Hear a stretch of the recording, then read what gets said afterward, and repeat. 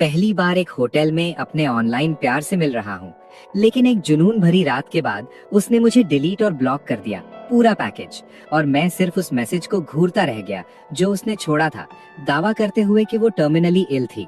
मैंने बस सोचा था कि वो मेरी जिंदगी में एक और राहगीर था, लेकिन उस वक्त मुझे कोई अंदाजा नहीं था कि इयोन के बारे में एक खबर उस दिन पूरे इंटरनेट पर फैल जाएगी।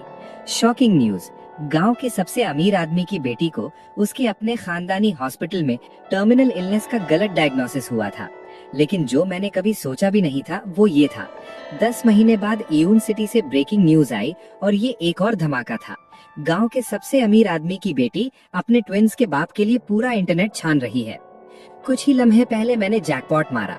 अगली चीज जो मुझे पता चली वो ये थी कि मैं दूसरी दुनिया में ट्रांसपोर्ट हो चुका था। लेकिन इससे पहले कि मैं इसे समझ पाता, मेरे फोन पर अचानक एक मैसेज आया, लेग्स 1.7 मीटर लॉन्ग। मैं रिट्स कार्ल्टन में टॉप फ्लोर पर 888 प्रेसिडेंशियल स्वीट में तुम्हारा इंतजार कर रही हूँ। मैंने मैसेज खोला। मैं शियन शैंग और इस इंसान के बीच की चैट हिस्ट्री स्क्रॉल कर रहा था। उसके स्क्रीन नेम और प्रोफाइल पिक्चर से अंदाजा लगाते हुए ये यूजर लेग्स 1.7 मीटर लॉन्ग काफी कॉन्फिडेंट थी। यहाँ तक कि उसकी प्रोफाइल पिक्चर भी ऐसी है जिसमें उसका चेहरा ढका हुआ है। फोटो में P2X लेग पिक, लेग्स का एक जोड़ा और ब्लैक स्टॉकिंग्स एक दूसरे के ऊपर हैं, जो जरूरी होली लाइट एरियाज को कवर कर रहे हैं।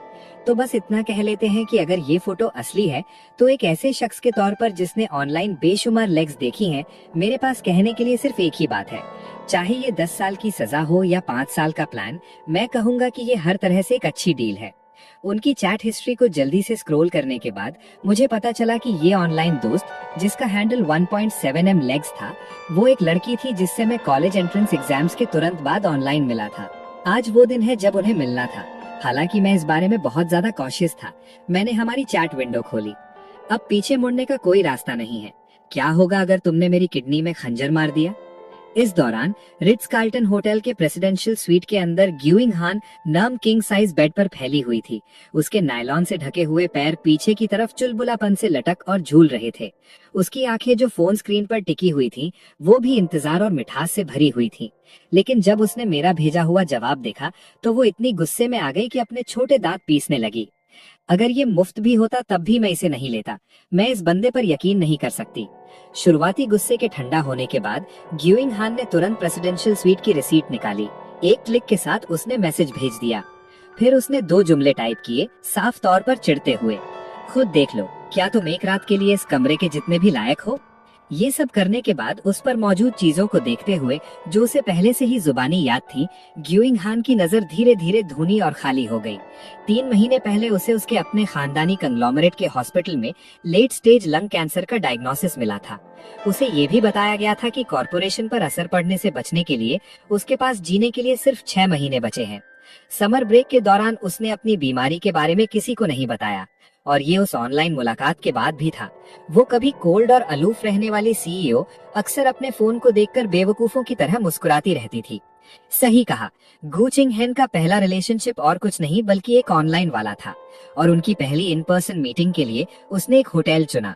ऐसा नहीं था कि वो अपने ऑनलाइन क्रश के प्यार में पागल थी, बल्कि इसलिए क्योंकि वो थी जिसे अपने कॉलेज एंट्रेंस एग्जाम्स के तुरंत बाद खानदानी कंग्लोमरेट को संभालना था, ताकि उसे कोई पछतावा ना रहे। और उसने फैसला किया कि अपनी जिंदगी खत्म होने से पहले वो उसी रात खुलकर जिएगी। इसके लिए उसने खास तौर पर एक नेसा का बॉक्स भी खरीदा। इस दौरान मैं दूसरी तरफ उस इनवॉइस को समझने की कोशिश कर रहा था। मैंने इनवॉइस पर रकम के जीरोस गिने। मैं हैरान रह गया। डैम, इस प्रेसिडेंशियल स्वीट की कीमत सिर्फ एक रात के लिए 1,08,000 युआन थी। 888 युआन। भाई, इस बॉडी के पुराने मालिक की तो निकल पड़ी थी। बस कोई भी रैंडम ऑनलाइन डेट ढूंढ लो, वो असल में एक अमीर लड़की है। जैसे मैं अपने आप में आहें भर रहा था, मेरे सारे शक एक पल में गायब हो गए। तो मैंने अब और देर नहीं की। मैंने जीपीएस निकाला और रिट्स कार्ल्टन होटल की तरफ निकल पड़ा। कुछ ही देर में मैं रूम 888 के ठीक बाहर खड़ा था। लेकिन इस अचानक आए ख्याल ने मेरी उत्सुकता को हिचकिचाहट में बदल दिया। दरवाजा खटखटाने के लिए उठा मेरा हाथ हवा में ही रुक गया। आखिर हमारी चैट हिस्ट्री में वो बस 1.7 मीटर लंबी टांगों वाली थी, और उसने कभी अपने चेहरे की कोई फोटो नहीं भेजी थी। मैंने जितनी भी आईडी देखी थी, सब में सिर्फ तरह तरह की टांगों की तस्वीरें थीं। लेकिन जैसे ही मैं एक पल के लिए हिचकिचाया, अचानक दरवाजा अंदर से खुल गया। मुझे बस एक मीठी और खुशबूदार हवा का झोंका महसूस हुआ। फिर एक गोरी और पतली वहां बाहर आई। मैं उस जेड जैसी हथेली की मालिक को देख भी नहीं पाया था कि मुझे अचानक कमरे के अंदर खींच लिया गया और फिर सब कुछ सच में अंधेरा हो गया। मेरी आंखों पर काले रेशम जैसे कपड़े का एक टुकड़ा बांध दिया गया था। उस काले रेशम के कपड़े के पार से मुझे धुंधला सा एक जोड़ी टांगे दिख रही थी जो बेहद लंबी लग रही थी और उसकी बॉडी भी कमाल की थी। जहाँ तक उसके चेहरे का सवाल था, वो भी एक काली रेशम की पट्टी से ढका हुआ था, जिसकी वजह से मैं उसका चेहरा साफ नहीं देख पा रहा था। लेकिन उसके गुलाबी होठों और साफ तराशे हुए जबड़े को देखकर और 1.7 मीटर लंबी टांगों को देखकर वो पक्का बुरी दिखने वाली नहीं थी। मैं कुछ कहने ही वाला था, 1.7 मीटर लंबी टांगों वाली ने बस अपने हाथ से हल्का सा धक्का दिया और मुझे वापस बिस्तर पर गिरा दिया। मैं अपने पीछे बड़े बिस्तर की नरमियत महसूस कर सकता था। मैं पूरी तरह हैरान था। क्या इस दुनिया में ऑनलाइन डेटिंग हमेशा इतनी पागलपन भरी होती है? लेकिन अगले ही पल मेरे सामने का सफेद मंजर इस बात की तस्दीक कर रहा था और लग रहा था कि वाकई ऐसा ही था। भगवान ही जानता है कि मैंने वो रात कैसे निकाली। कुल मिलाकर सब कुछ बहुत जल्दी और तेजी से हुआ। अगली सुबह मैंने आंखें खोली। पीठ के दर्द से मुंह सिकोड़ते हुए मैं मुश्किल से बिस्तर से उठा, लेकिन जब मैंने इधर उधर देखा तो वो जा चुकी थी। अगर मेरे शरीर पर उसकी खुशबू अब तक न होती तो मुझे सच में लगता कि मरने से पहले मुझे भगवान का कोई तोहफा मिला था। मैं कुछ देर तक उस याद में खोया रहा। कल रात जो हुआ था उसके बाद मैंने अपना फोन निकाला और 1.7 मीटर को मैसेज भेजा, तुम कहाँ चली गई? जब मैं उठा तो तुम यहाँ क्यों नहीं थी? लेकिन तुरंत मेरे फोन पर एक नोटिफिकेशन आया। नोटिफिकेशन में लिखा था, लेग्स 1.7M ने फ्रेंड वेरिफिकेशन चालू कर दिया है। आप अभी उनके फ्रेंड नहीं हैं। कृपया पहले फ्रेंड रिक्वेस्ट भेजें। फोन की स्क्रीन पर चमक रहे लाल एक्सक्लेमेशन मार्क को देखकर मैं उलझन में पड़ गया। तुमने मुझे डिलीट क्यों किया? क्या तुम संतुष्ट नहीं थी? लेकिन कल रात तो हम सच में एक दूसरे से और ज्यादा मांग रहे थे और फिर भी तुम संतुष्ट नहीं थी। मैं कुछ देर के लिए फन रह गया और इसे मानने से इनकार कर दिया। मैंने फ्रेंड रिक्वेस्ट भेजी। तुमने मुझे डिलीट क्यों किया? क्या तुम इतनी बेरहम हो सकती हो? क्या तुम मुफ्त का फायदा उठाना चाहती हो या क्या? लेकिन जिस बात की मुझे उम्मीद नहीं थी वो ये थी कि उसने लगभग तुरंत मेरी फ्रेंड रिक्वेस्ट एक्सेप्ट कर ली और सीधे मुझे 7,000 ट्रांसफर कर दिए और नोट में लिखा था, ये काफी होना चाहिए। मैं बस ट्रांसफर के लाल पॉपअप नोटिफिकेशन को खाली नजरों से देखता रहा। मैं तुरंत गुस्से से भर गया। मैंने फिर टाइप करना शुरू किया, इसका मतलब क्या है? तो मुझे किस तरह का इंसान समझती हो? लेकिन मुझे जवाब में सिर्फ वही लाल एक्सक्लेमेशन मार्क मिला। इसका मतलब क्या होना चाहिए? तो क्या मुझे इसके पैसे मिलते हैं? क्या एक 18 साल के लड़के की बॉडी की कीमत इतनी कम है? मैं एक पल के लिए हिचकिचाया। आखिर में मैंने वो पैसे लेने की इच्छा को दबा दिया। मैंने एक और फ्रेंड रिक्वेस्ट भेजी, औरत तुमने पक्का मेरा ध्यान खींच लिया है। लेकिन आधा घंटा गुजर गया और 1.7 मीटर लंबी टांगों वाली की तरफ से पूरी खामोशी रही। कोई और रास्ता न देखते हुए मैं थकान से उभरने के लिए लेट गया। तभी मेरा फोन बजने लगा।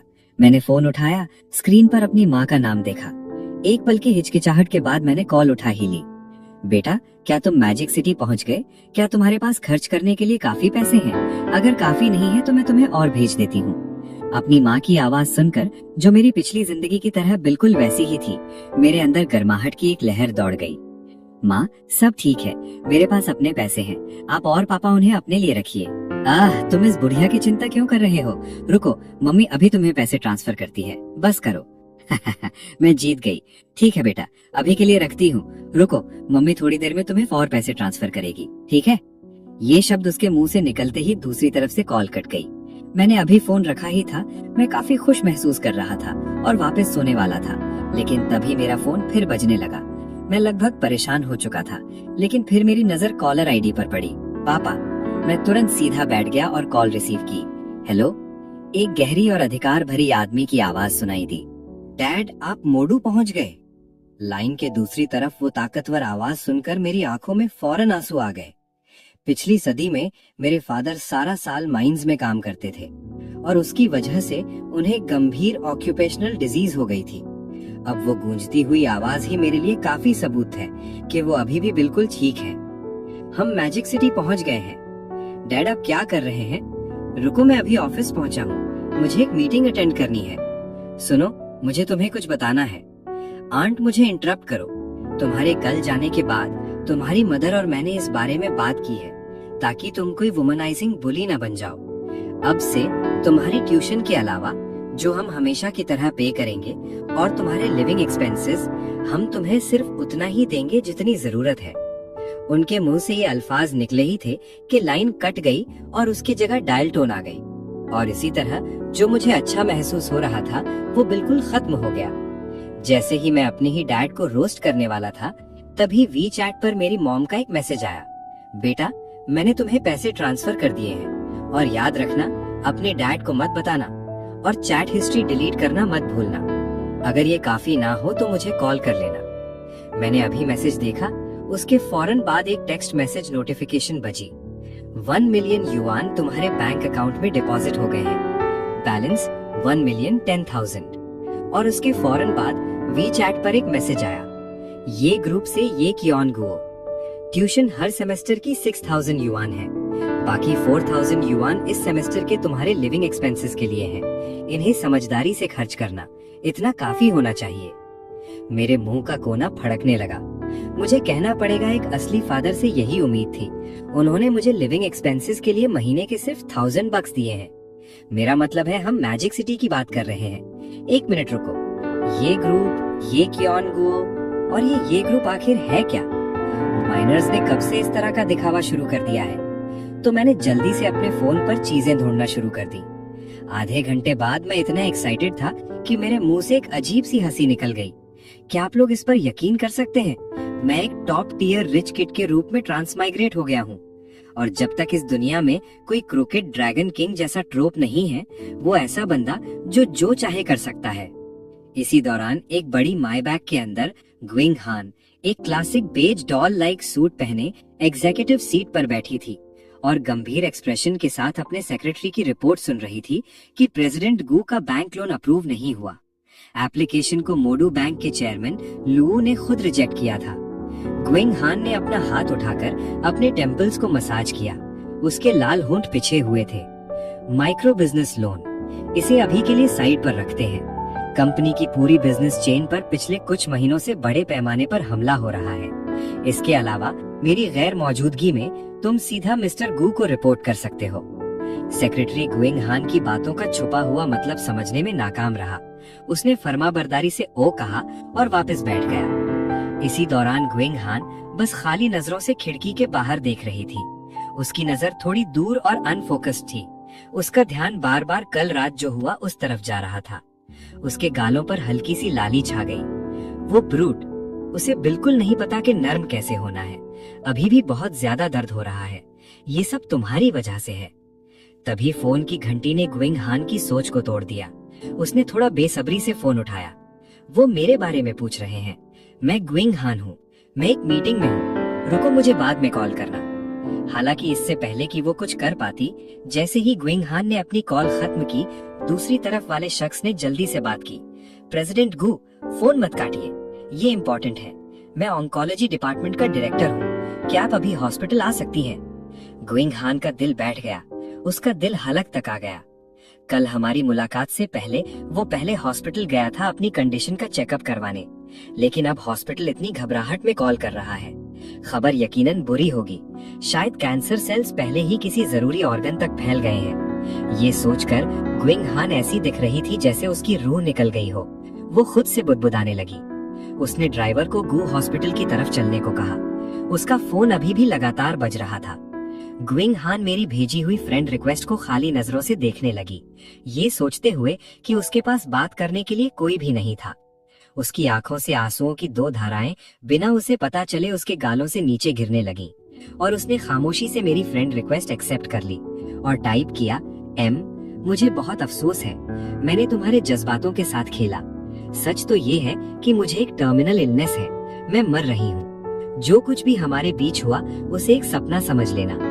सरप्राइजेस से भरी एक खूबसूरत मुलाकात। मुझे भूल जाओ। मैसेज एडिट करके भेजने के बाद ग्विंग खान ने मुझे ब्लॉक कर दिया, फ्रेंड लिस्ट से डिलीट किया, सिम कार्ड बाहर निकाला। फिर उसने कार की खिड़की नीचे की और फोन बाहर फेंक दिया। ये वी चैट अकाउंट वैसे भी उसने खास तौर पर ऑनलाइन डेटिंग के लिए बनाया था। पूरा रूटीन। अब से हमारे दरमियान कुछ नहीं बचेगा। इस दौरान मैं बस बेड पर लेटा हुआ 1.7 मीटर लंबी लेग्स देख रहा था। आखिरकार मेरी फ्रेंड रिक्वेस्ट एक्सेप्ट हो गई। मेरा दिल खुशी से झूम उठा जैसे ही मैं कुछ कहने वाला था, और उसी वक्त उसने ये लंबा और दिल से लिखा हुआ मैसेज भेजा। उन लाइंस के बीच का दुख, इसने मेरे दिल को भी थोड़ा तकलीफ दी। मैंने जल्दी से उसे दिलासा देने के लिए एक मैसेज टाइप किया, इसलिए मैंने उसे वापस एक लंबा मैसेज लिखा। मेरे सेंड दबाने के बाद मुझे वापस सिर्फ एक अकेला लाल एक्सक्लेमेशन मार्क मिला। मैं बस खाली नजरों से अपने फोन को देखता रहा। मैं झुका और बेड से उठ गया। मैंने कमरे में वो सब कुछ जमा किया जो गू चिंग हान का था। अगर हमें फ्यूचर में कभी दोबारा मिलने का मौका मिला तो शायद मुझे ये चीजें तुम्हें वापस कर देनी चाहिए। प्रेसिडेंट गू, बहुत बहुत सॉरी। इस दौरान गू चिंग हान अभी हॉस्पिटल एंट्रेंस पर पहुंची थी, हॉस्पिटल के प्रेसिडेंट और वाइस प्रेसिडेंट ऑन्कोलॉजी डिपार्टमेंट के डायरेक्टर के साथ। उन सब के चेहरों पर गहरे दुख के आसार थे। उनके चेहरों के एक्सप्रेशंस देखकर पैनिक की हालत में गू चिंग हान का दिल और भी डूब गया। अपनी न्यूड हाई हील्स में उसका कदम डगमगाया और वो सीधा अपने बॉटम के बल गिर गई। इस अचानक बदली हुई सूरत हाल ने सबको हैरान कर दिया। उसकी सेक्रेटरी भी जल्दी से गू चिंग हान को उठाने के लिए आई। प्रेसिडेंट गू, क्या हुआ? गू चिंग हान खामोश रही। अपने पैरों पर खड़ी होने के बाद वो लंगड़ाते हुए हॉस्पिटल की तरफ गई। वो अभी अपने प्राइवेट वार्ड में वापस आई थी, लेकिन इससे पहले कि गू चिंग हान एक लफ्ज भी कह पाती, तब डायरेक्टर जैंग और वाइस डायरेक्टर ने कपकपाती हुई आवाज में कहा, प्रेसिडेंट गू, हमें बहुत बहुत दुख है। गू चिंग हान के होठों पर एक तल्ख मुस्कुराहट आई और उसने कहा, क्या मुझे फ्यूनरल की तैयारियां शुरू कर देनी चाहिए? ये सुनकर वाइस डीन, जिसका चेहरा फिक्र से भरा हुआ था, आगे बढ़ा और उसे पकड़ लिया। उसने फिर वो टेस्ट रिजल्ट्स निकाले जो उसने पहले से छुपा रखे थे और उन्हें गू चिंग हान के सामने रख दिया। प्रेसिडेंट गू, जो कुछ भी हुआ, सुनते हुए गू चिंग हान की आंखों ने नई रिपोर्ट को स्कैन किया। जब उसकी नजरें डायग्नोस्टिक ओपिनियन पर पड़ी तो गू चिंग हान की आंखें हैरत से फट गईं। पूरी डायग्नोसिस नींद की कमी और खाने पीने की इर्रेगुलर आदतें हैं। पेशेंट को मशवरा दिया जाता है कि वो एक रेगुलर डेली रूटीन बनाए रखे। हर लफ्ज पसलियों में चाकू की तरह महसूस हुआ। इसने गू चिंग हान को अंदर तक तोड़ दिया।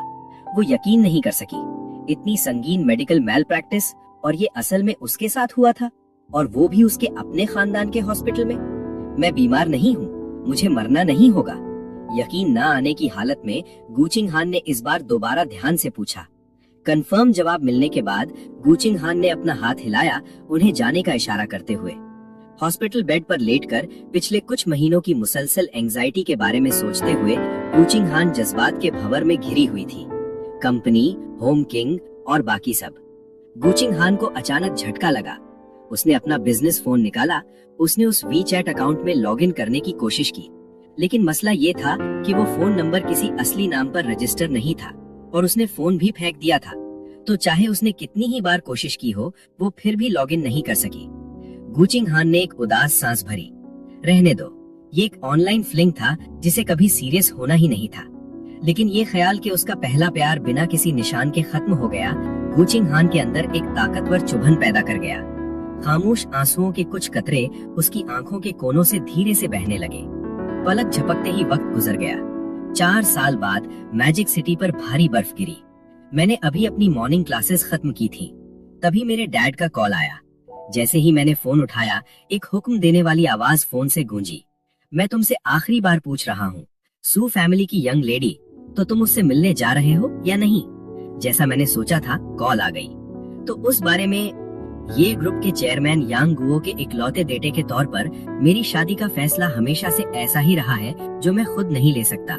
मेरे डैड ने पहले ही मेरे लिए मेरी फ्यूचर वाइफ चुन ली थी, सू ग्रुप की सू यिंगजू।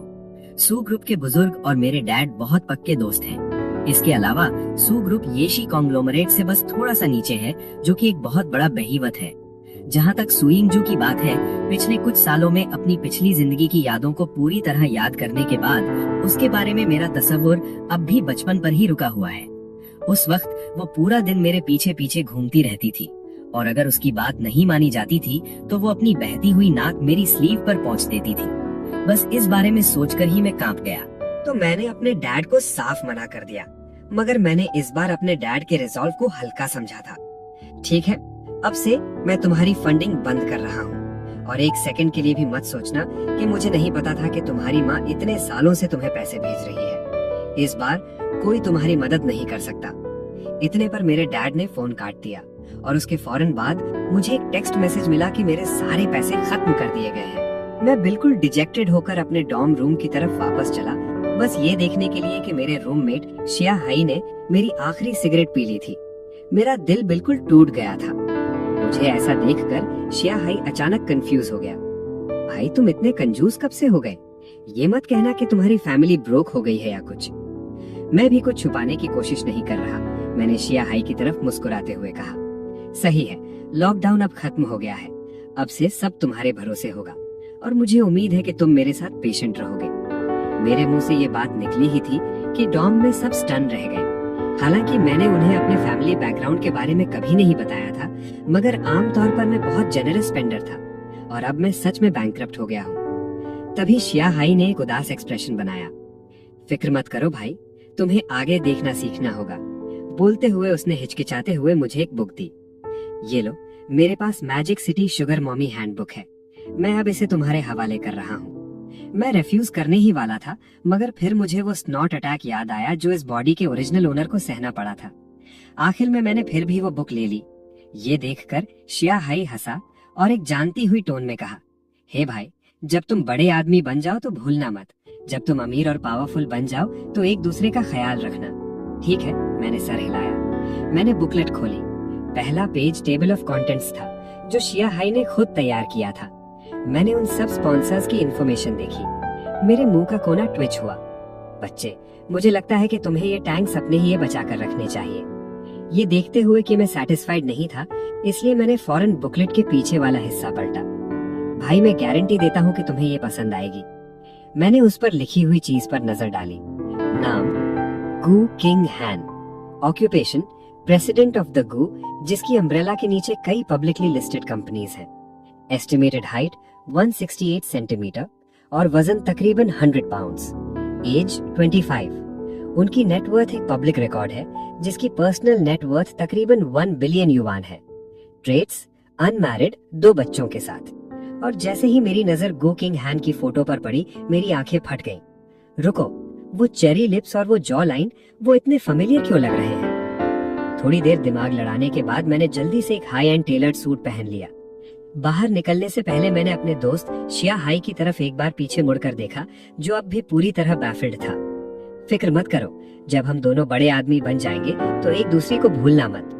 मैजिक सिटी की स्कॉचिंग समर विंड महसूस करते हुए, यार मुझे सच में अफसोस है कि मैंने तब कार नहीं खरीदी थी, मगर जिस फाइनेंशियल प्रेशर में मैं था उससे निपटने के लिए मैंने हिम्मत की और एक शेयर्ड बाइक स्कैन की और गू कॉर्पोरेशन की तरफ निकल पड़ा। इस दौरान गू ग्रुप के हेडक्वार्टर्स के टॉप पर गू किंग हैन की डेलिकेट ब्राउज फरो हुई जब वो तेजी से खड़ी हुई। उनकी नजर अपनी डेस्क के सामने बैठे 2 नन्हे बच्चों पर पड़ी। गू, क्या तुमने आज फिर किंडरगार्टन में दूसरे बच्चों को बुली किया? और तुम गू यूनी, मैंने तुम्हारी टीचर से सुना है कि तुमने फिर से ढंग से खाना और सोना छोड़ दिया है ना? गुस्से में, तुम्हें डर है कि तुम खुद को भूख से मार दोगी? गू यूनी ने अपने होंठ फुलाए। बुरा मानते हुए वो रोने लगी। रोने की आवाज पूरे सीईओज ऑफिस में गूंजने लगी। इस आवाज ने गू किंग हैन का सर दर्द कर दिया। इस दौरान गू अपनी रोती हुई बहन को देख रहा था। उसके नन्हे चेहरे पर एक इम्पेशेंट लुक आया और उसने अपनी बहन की पिगटेल्स खींची। रोना बंद करो, क्या देख नहीं सकती कि मम्मी हमसे फिर मैड है? अगर तुम ऐसे ही रोती रही तो हमें स्पैंकिंग पड़ेगी। तुम्हारी मेरी बेटी को बुली करने की हिम्मत कैसे हुई? एक फ्यूरियस रोर के साथ गू किंग हैन कुछ ही कदमों में गू यूनी के पास पहुंची। उसने उसे अपनी बाहों में उठाया और अपनी गोद में बिठा लिया। फिर उसने अपने बेटे के बट पर जोर से थप्पड़ मारा। वो उसे मारती रही और गुस्से में चिल्लाती रही। अपने आप को देखो, क्या बड़े भाई के बिहेव करने का ये कोई तरीका है? तुम्हें सिर्फ अपनी छोटी बहन को बुली करना आता है। Smack smack smack. मगर कई और स्लैप्स के बाद भी गू युवा ने उफ तक नहीं की। गू किंग हैन सस्पिशन से भर गई तो उसने फौरन उसकी छोटी पैंट्स नीचे खींची। ओह माय गॉड, उनकी हैरानी की हद न रही। गू युवा ने डायपर्स की कई लेयर्स पहनी हुई हैं। लगता है उसने कम से कम 7 या 8 पहनी हुई हैं। अचानक गू किंग हैन के अंदर एक इनएक्सप्लिकेबल रेज भड़क उठी। इसके बाद जो हुआ उसे सिर्फ एक मदरली लव और फिलियल पार्टी का एक टचिंग सीन कहा जा सकता है। एक सच में मार रही थी और दूसरा सच में रो रहा था, और अपने भाई को पिटते हुए देखकर गू युंगी ने भी रोना बंद कर दिया। वो बस एक बड़ी मुस्कुराहट के साथ देख रहा था जब उसकी मॉम ने अपना मदरली लव दिखाया। जब गुए ज्ञान ने थप्पड़ों का राउंड खत्म किया, उसके दिल की आग थोड़ी ठंडी हुई। उसने ऊपर देखा और अपनी बेटी को गुस्से से घूरा। यंग वी ने तुरंत अपना चबी गोरा छोटा हाथ उठाया। अपना मुंह ढकते हुए उसकी दो बड़ी नम आंखें तुरंत एक इनोसेंट ग्लो के साथ चमक उठी। लकीली उस पल सीईओ के ऑफिस के दरवाजे पर एक हल्की नॉक हुई। गुए ज्ञान ने अपना सर दरवाजे की तरफ घुमाया। अगले ही सेकंड दरवाजा हल्के से थोड़ा सा खुला। सेक्रेटरी का सर दरवाजे की दरार से अंदर झांका। ये शी रियल एस्टेट कंपनी के मिस्टर वैंग के साथ आपकी मीटिंग शुरू होने वाली है। ये सुनकर गुए ज्ञान खड़ी हुई और उसे गुस्से से घूरा। तुम दोनों मेरे ऑफिस में ही रहो और अपनी रीडिंग की प्रैक्टिस करो और खेलने के लिए बाहर भागने के बारे में सोचना भी मत। समझ आया? हम समझ गए मम्मी। क्या मैंने तुम्हें भूखा रखा? क्या तुमने अपना खाना नहीं खाया? ये सुनकर दोनों बच्चे चौकन्ना हो गए और एक साथ बोले, हम समझ गए मम्मी। तभी गुए ज्ञान ने एक सैटिस्फाइड नॉट दिया। जैसे ही वो कमरे से बाहर निकली, उसके चेहरे की मुस्कुराहट तुरंत फिर से सीरियस हो गई। क्या प्रेसिडेंट वोंग ने हार मानने का कोई इशारा दिया है? सेक्रेटरी ने अपना सर हिलाया। उनका एक्सप्रेशन अभी भी वैसा ही सख्त था। 4 साल पहले गो ग्रुप ने मैजिक सिटी में जमीन का एक टुकड़ा हासिल किया था, लेकिन वो उसे डेवलप करने के लिए फंडिंग ढूंढने में स्ट्रगल कर रहे थे। ओरिजिनल प्लान डेवलपमेंट के लिए पावरफुल और वेल एस्टेब्लिश्ड यी ग्रुप के साथ पार्टनर करने का था, लेकिन किसने सोचा था कि वो असल में एक भेड़िए को अंदर आने दे रहे हैं और अब यही ग्रुप असल में उनसे वो जमीन ओरिजिनल प्राइस पर वापस खरीदना चाहता है। नेगोशिएशंस के कई राउंड्स के बाद पीछे हटने का कोई निशान नहीं दिखा। इस दौरान कॉन्फ्रेंस रूम के अंदर वॉन्ग जैनसन अपने हाथ में एक स्टील नेल के साथ खेल रहा था। उसकी एल्विन आईज में हजारों अनसुनी बातें लग रही थीं, जब से उसने 3 साल पहले हमसे ज्यादा बोली लगाकर वो जमीन का टुकड़ा छीना था। इसलिए चेयरमैन येई ने ये पूरा इलेबोरेट स्कीम बनाया। पहले बैंक ने उसके लोन्स बंद कर दिए और फिर हर वो कनेक्शन खत्म कर दिया जो गुए चिंगहान ढूंढ सकती थी। फिर बस गुए ज्ञान के नॉक करने का इंतजार बचा है, कोऑपरेट करने के लिए भीख मांगते हुए। और अब 1 बिलियन से ज्यादा की ये जमीन गु के लिए ये एक हॉट पोटैटो के सिवा कुछ नहीं है। जैसे ही वॉन्ग जैनसन ख्यालों में खोया था, दरवाजे के बाहर से हाई हील्स की साफ आवाज आई। तभी सेक्रेटरी ने दरवाजा खोला।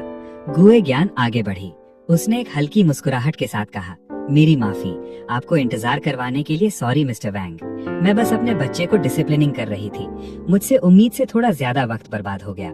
मुझे उम्मीद है कि आप बुरा नहीं मानेंगे मिस्टर वैंग।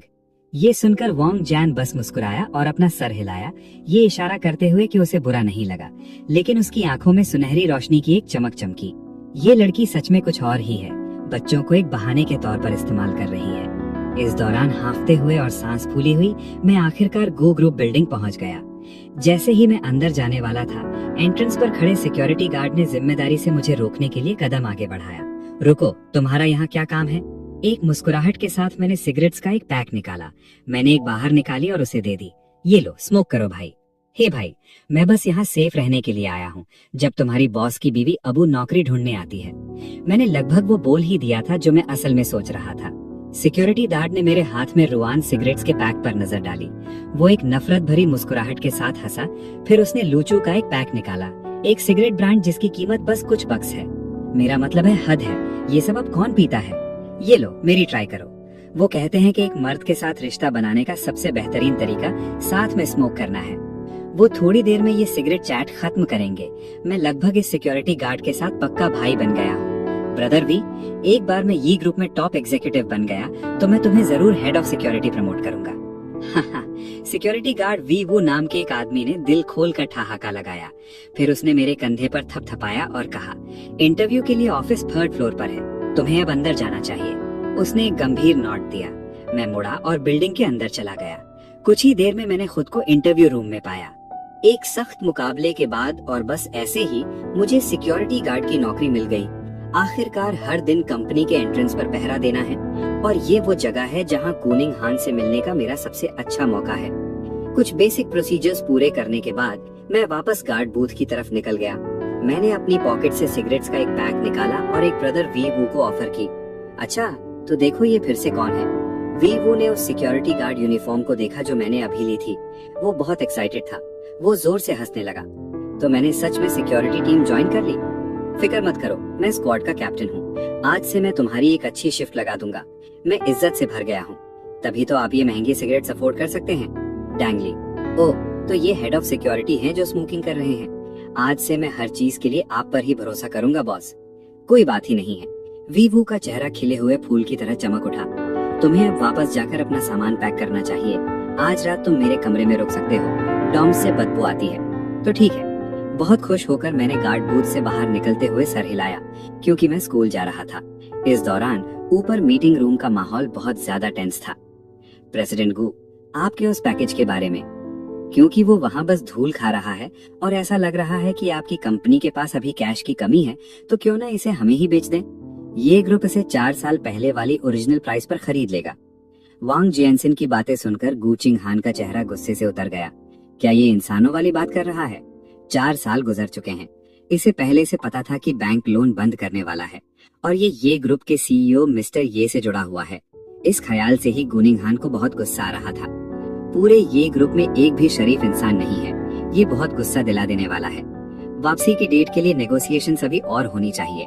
मिस्टर वैंग, क्यों ना आप हमें खुद बताएं ओरिजिनल प्राइस पर खरीदने के इस आइडिया के बारे में। क्या ये बात करने का कोई तरीका है? इसके अलावा मैंने सुना था।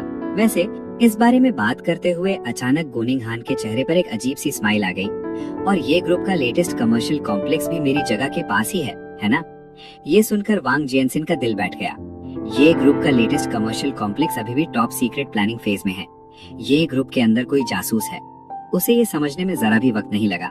वो हल्का सा हंसी और छोटी सी ताली बजाई। अच्छी चाल है प्रेसिडेंट गू, लेकिन क्या हो अगर हम प्लान को थोड़ा और पीछे कर दें? जैसे ही ये बात खत्म हुई, ऑफिस में एकदम खामोशी छा गई। लेकिन मीटिंग रूम के टेंस माहौल के बिल्कुल उलट टॉप फ्लोर पर सीईओ के ऑफिस में हंसी और बातों की आवाजें गूंज रही थी। गू यू ने अपनी बहन की तरफ आंखें घुमाई। क्या तुम्हें हमारे भाई बहन के रिश्ते का कोई ख्याल नहीं है? अपने भाई को पिटते हुए देखकर भी तुम्हारी इतनी हिम्मत कि तुम उस पर हंस रही हो? गू यून गुई ने एक शरारती स्माइल के साथ कहा। दर्द तुम्हारे जिस्म पर हो रहा है, लेकिन तकलीफ तुम्हारी बहन के दिल में हो रही है। अपनी बहन की बातें सुनकर उसके बड़े भाई गुयुन को बहुत गुस्सा आ गया। ये बहन पैदाइशी साजिश करने वाली है। मैं सोच रहा हूँ कि ये इसने अपनी माँ से सीखा है या फिर शायद अपने पापा से, जिन्हें जन्नत में होना चाहिए था। एक बार फिर अपनी बहन की तरफ आंखें घुमाने के बाद वो फिर अपनी माँ की डेस्क की तरफ भाग कर गई। थोड़ा उछलते हुए वो ऑफिस की ऊंची चेयर पर चढ़ गई और कंप्यूटर ऑन कर दिया, अपने आप से बुदबुदाते हुए। मैं तुम्हारे साथ वक्त बर्बाद नहीं कर सकती। ठीक है, अब गेम का टाइम है। 10 मिनट बाद गुयू लॉक स्क्रीन को घूर रहा था, जिस पर लिखा था कि पासवर्ड गलत है। 1 मिनट रुको, माँ कब से इतनी होशियार हो गई? वो अब पासवर्ड के लिए फैमिली का बर्थडे भी यूज नहीं कर रही है। गुयू के चेहरे पर उलझन देखकर गुयू एगी हल्का सा हंसा। वो भी उतनी ही आसानी से एग्जीक्यूटिव चेयर पर चढ़ गया और खुद को सेट करते हुए कहा, मुझे कोशिश करने दो। माँ के सेफ में एक छोटी नोटबुक है और उस पर कुछ नंबर्स लिखे हुए थे। गुयू एगी ने एक उंगली उठाई और धीरे से कीबोर्ड पर टैप किया। सितंबर 13, 2000। टिंग, सक्सेसफुली अनलॉक हो गया। हाँ, ये सच में काम कर गया। गुयू बहुत खुश थी, लेकिन गुयांगी के छोटे से चेहरे पर उलझन साफ थी कि माँ ने इसे अपना पासवर्ड रखा है। ये जरूर बहुत इम्पोर्टेंट होगा। इसके अलावा वो नंबर साफ तौर पर बर्थडे की तरह लग रहे हैं। एक पल सोचने के बाद युंगी ने अपने भाई की तरफ देखा। क्या तुम्हें लगता है कि ये हो सकता है? क्या ये हमारे डैड का बर्थडे है, जिनसे हम कभी मिले तक नहीं? तुम्हें पता है, मॉम को नॉर्मल देखकर मैं कभी अंदाजा नहीं लगा सकता था, और उन्हें तो यंगर गाइज भी पसंद हैं। और ये देखो, मॉम तो डैड से 4 साल बड़ी हैं। लेकिन अपनी बहन की नोजीनेस के बरक्स हमने दूसरी तरफ बस लापरवाही से हाथ हिलाया और वो गेम ढूंढ लिया जो उन्होंने दर्जनों फोल्डर्स में से एक में छुपाया था। वो सब भूल जाओ। खैर, हम चारों टीम बनाकर कुछ गेम्स खेलने वाले हैं। इसी दौरान मैं एक हल्की धुन गुनगुना रहा था, एक शेयर्ड बाइक चला रहा था और स्कूल की तरफ जल्दी में जा रहा था। मुझे एहसास हुआ कि मैंने अभी अभी 40 साल की स्ट्रगलिंग स्किप कर दी है। इसके अलावा टैक्स के बाद सैलरी 6000 महीना है, साथ ही सारे बेनिफिट्स हैं। मैं इतना खुश था कि मैं वो असली वजह ही भूल गया जिसके लिए मैं यू ग्रुप आया था। इस पल से मैंने फैसला कर लिया है, अब से अगर किसी ने भी गू ग्रुप से पंगा लेने की हिम्मत की तो मैं उनसे मौत तक लड़ूंगा। अपने डॉर्म में वापस बिना कुछ सोचे मैं बेड साइड पर गया और अपने बैग्स पैक करने लगा। मुझे अपना थर्मस और रात की टी के लिए कुछ गोजी बेरीज लेनी है। बहुत मजा आ रहा है। लैपटॉप भी लाना होगा, और जब मैं रात को बोर होऊंगा तो मैं 011 के कुछ राउंड्स भी खेल सकता हूँ। छोड़ो इसे। और अब मैं बैंकरप्ट हूँ। मुझे लगता है कि अब मैं ऐसी फ्लाइट अटेंडेंट से कभी नहीं मिल पाऊंगा जो पूरे मुल्क में उड़ सकती हो। जैसे ही मैंने थोड़ी देर पहले अपने बैग्स पैक करना खत्म किया, शाओवी की गुस्से वाली आवाज आई। लानत है, मैं अपने इस दिखावा करने वाले बड़े भाई को मार मार कर खत्म कर दूंगा। इस ऑर्फन के साथ एक बाप बेटे वाला मैच सेट करने में मेरी मदद करो। ये सुनकर मुझे अचानक चैलेंज की तलब होने लगी। मैंने फौरन इस मौके का फायदा उठाया। मेरा मतलब है हद है।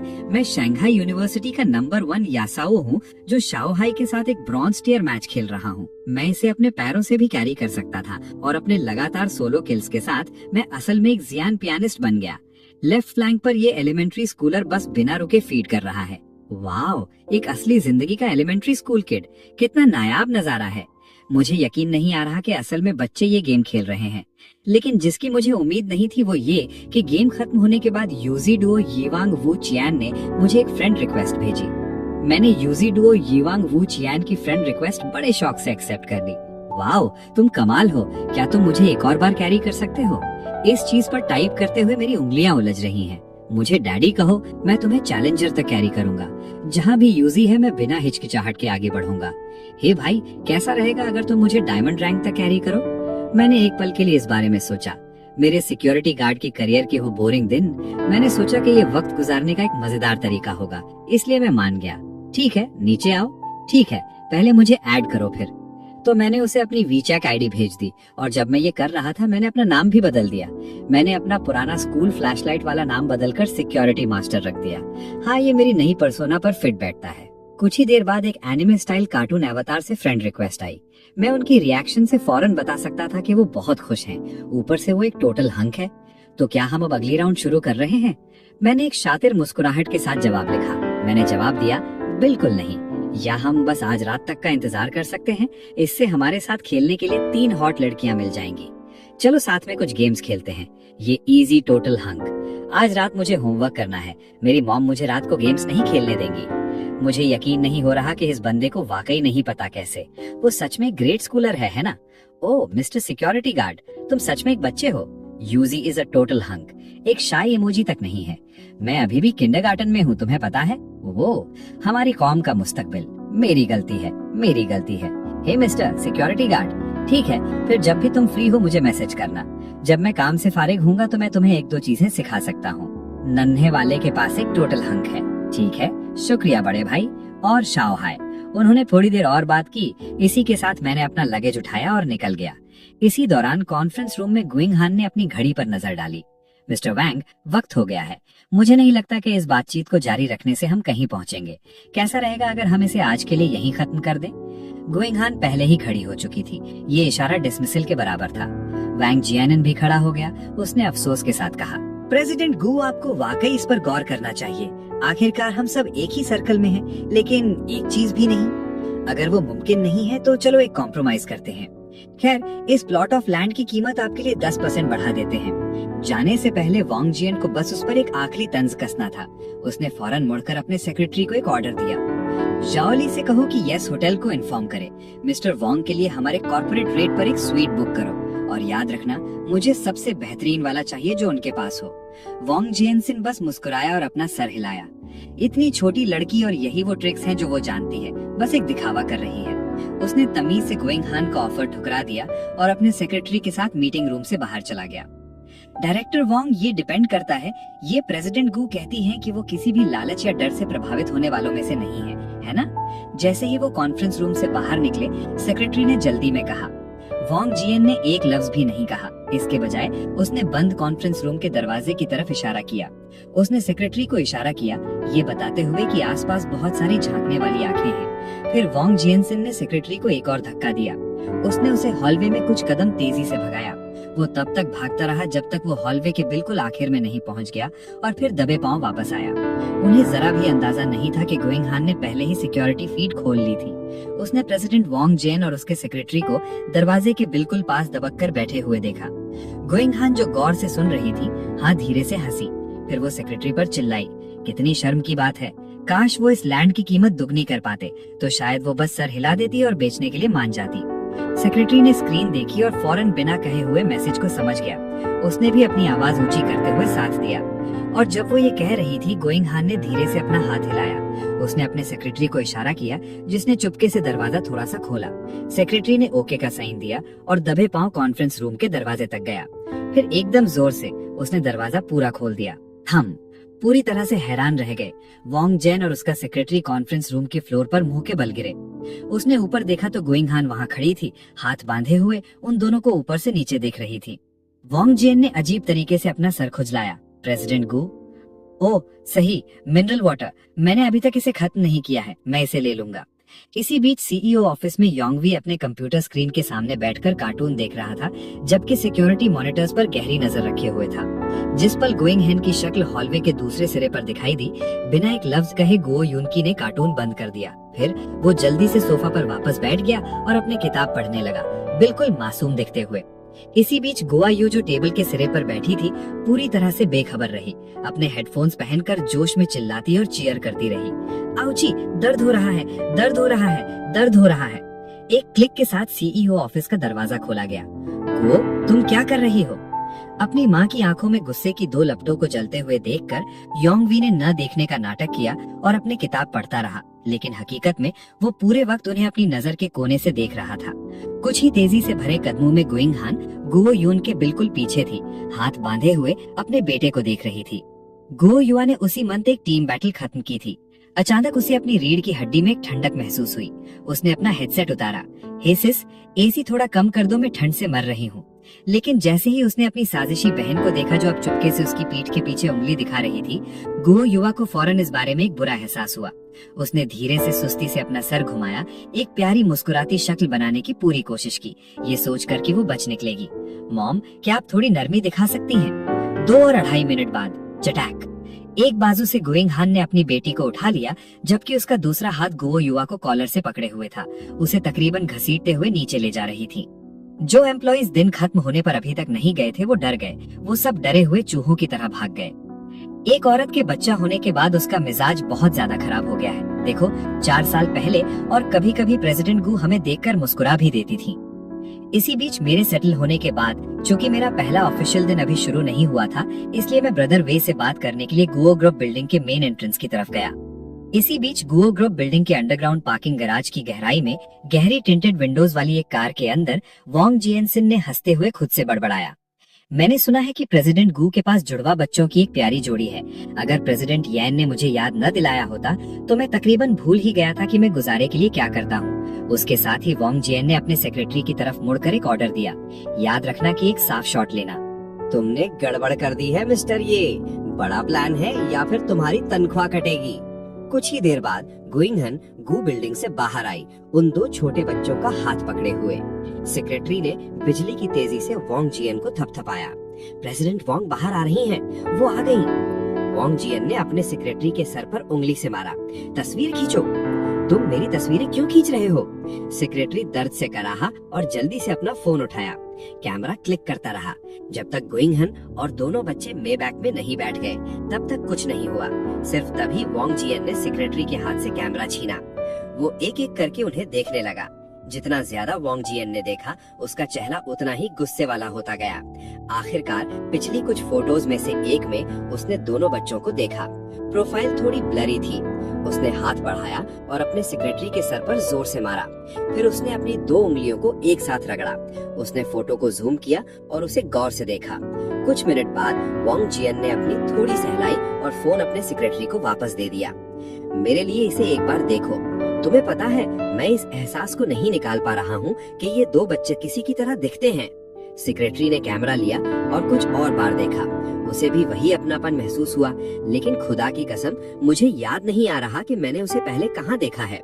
मैं बात कर रहा था और तभी मैंने ब्रदर वी को देखा, जो डर के मारे लगभग कूद गए थे।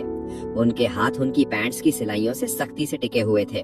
मैं खुद को रोक नहीं पाया और जोर से हंस पड़ा। ब्रदर वी, आपको क्या हुआ है? वी ने एक सख्त, बिना किसी एक्सप्रेशन वाली नजर डाली। मैंने जल्दी से अपना सर पीछे घुमा लिया। उसने अपना हाथ उठाया और शान से एक मेबैक में कदम रखा। गु अब ठीक है, जख्म दर्द भूल गया है। वो अगली सीट पर बैठ गया। कभी इस चीज से खेलता तो कभी उस चीज को छोटा। थोड़ी देर बाद उसने कार की खिड़की नीचे की और ओल्ड वी को सलाम किया। अंकल वी, आपकी मेहनत के लिए शुक्रिया। फिर उसकी नजर मुझ पर पड़ी, जो ओल्ड वी के पीछे बैठा था। उसकी आंखें चमक उठी। फिर ओल्ड वी से पूछा, यहाँ एक बड़े भैया क्यों हैं? अंकल वी, मैंने एक ही वक्त में एक आवाज सुनी। मैं ऊपर देखे बिना नहीं रह सका। अगली चीज जो मुझे पता चली, मैं अपनी जगह पर जम गया था। इतने हैंडसम और इतनी छोटी उम्र में। तुम बड़े हो गए हो, ये पागलपन है। हे छोटे, कैसे हो? हेलो, मैं गू ग्रुप का नया सिक्योरिटी गार्ड हूँ, आज ही शुरू किया है। तुम कौन हो? कार के अंदर गुइंग हन बैठी थी, कार के बाहर से आवाज सुनते हुए। उसके कान थोड़े फड़फड़ाए। ये आवाज इतनी जानी पहचानी क्यों लग रही है? उसने अपना सर उठाया और कार की खिड़की से बाहर धीरे से देखा। मेरा चेहरा देखते ही वो जम गया, और उसका चेहरा भी इतना जाना पहचाना क्यों लग रहा है? मैं इस एहसास को नहीं हटा पा रही हूँ कि मैंने उसे पहले कहीं देखा है। मुझे मत बताना कि वो यहाँ मेरे बच्चों को किडनैप करने आया है। उसे याद नहीं आ रहा था कि उसने उसे कहाँ देखा है। तभी गुइंग हन के दिमाग में एक ख्याल आया। आखिरकार पिछले साल के दौरान जब बच्चे किंडरगार्टन में थे, उसके सीक्रेट बॉडीगार्ड्स ने उसे कई बार वार्निंग दी थी कि कोई स्कूल के वक्त हमेशा चुप कर बच्चों को देखता था। लगता है कल इसकी ठीक से इन्वेस्टिगेशन करने के लिए किसी को हायर करना पड़ेगा। इसी ख्याल के साथ गुइंग हन ने कार की खिड़की से बाहर देखा। मेरे मुंह पर खिड़की जोर से बंद करने के बाद उसने अगली सीट की तरफ गुस्से से देखा और चिल्लाई, अब्यूज, खिड़की ऊपर करो। मम्मी, मुझे गर्मी लग रही है। गू ने कुछ शब्द कहे। मैंने कहा खिड़की ऊपर करो। गुइंग हन की आवाज और भी तेज हो गई। गू युवान को फर्माबरदारी से खिड़की ऊपर करते देख और धीरे से चैन की सांस ली। मे बैग को धीरे से जाते देखने के बाद मैंने अपनी पॉकेट से सिगरेट निकाली और ब्रदर वी को ऑफर की। वो कार। ओल्ड वी ने मुझे एक लंबी और गहरी नजर से देखा। हे श्याओ, तुम ये बात दिमाग में बिठा लो, वो हमारे गू ग्रुप की प्रेसिडेंट गू की प्राइवेट कार है। एक बार तुम ड्यूटी पर आ जाओ तो जब भी ये कार देखो तुम्हें पहले ही हट जाना चाहिए। मैंने सर हिलाया, ये जाहिर करते हुए कि मैं समझ गया हूँ, लेकिन मेरा दिमाग अभी भी उस छोटे लड़के पर था। ब्रदर वे, ओल्ड वी ने मुझे एक शक भरी नजर से देखा। वो बच्चा हमारी प्रेसिडेंट गू का बच्चा है। सुनो किड, बेहतर होगा कि तुम हमारी सीईओ के बारे में कोई ख्याल मत लाओ। और भी लोग थे जिन्होंने नौकरी ढूंढने के बहाने प्रेसिडेंट गू के करीब आने की कोशिश की थी, और अंदाजा लगाओ कि आखिर में क्या हुआ। मैंने लाउई की तरफ देखा और पूछा, वाकई हैरान होते हुए। ओल्ड वे चुपके से करीब आया, जैसे कोई राज की बात हो। मैं तुम्हें बताता हूँ, लेकिन किसी और को मत बताना। वो आदमी अब एक रिवर साइड विला में रह रहा है। मैंने इसे खुद संभाला। मैंने उसे ऊपर से नीचे तक देखा। वाह, मैंने कभी सोचा भी नहीं था। ओल्ड वे, वाह, मुझे यकीन नहीं आ रहा कि उस पुरानी लोमड़ी ने पहले भी ऐसा कुछ किया है। ओल्ड वे मेरे चेहरे के एक्सप्रेशंस देखकर काफी खुश था। तो तुम जो भी करो, प्रेसिडेंट गू की तवज्जो पाने के लिए बच्चों से पंगा मत लेना, समझ गए? मैंने सर हिलाया। मैंने ओल्ड वे की वार्निंग को दिल पर ले लिया। सीन बदलता है। गुइंग हन पहले ही दोनों बच्चों को घर वापस ले आई थी। जैसे ही उसने अंदर कदम रखा, उसने अपनी सबसे अच्छी दोस्त ही चैंग शी को एक सिंगल सीटर सोफा पर बैठे देखा, जो बड़े सुकून से अपनी कॉफी पी रही थी। उसके साथ मिडिल एज्ड औरतों की एक कतार बैठी थी, जो सब थोड़ी ऑकवर्ड लग रही थी। गुइंग हन और लैंगशे अपने कमरे में चले गए। फिर उसकी नजर ही चैंग शी पर पड़ी। वो मुस्कुराते हुए गुइंग हन के पास आई। इन्हें देखो, ये वो लोग हैं जिन्हें मैंने खास तुम्हारे लिए चुना है। इनमें से हर एक मेहनती है। मैं गारंटी देती हूँ कि वो तुम्हारा पूरा और अच्छी तरह ख्याल रखेंगी। गुइंग हन ने सर हिलाया। उसकी नजर सोफा पर बैठी 5 औरतों पर पड़ी। थोड़ी देर सोचने के बाद उसने अपने बैग से 2000 युआन निकाले और हर एक को 400 युआन दिए।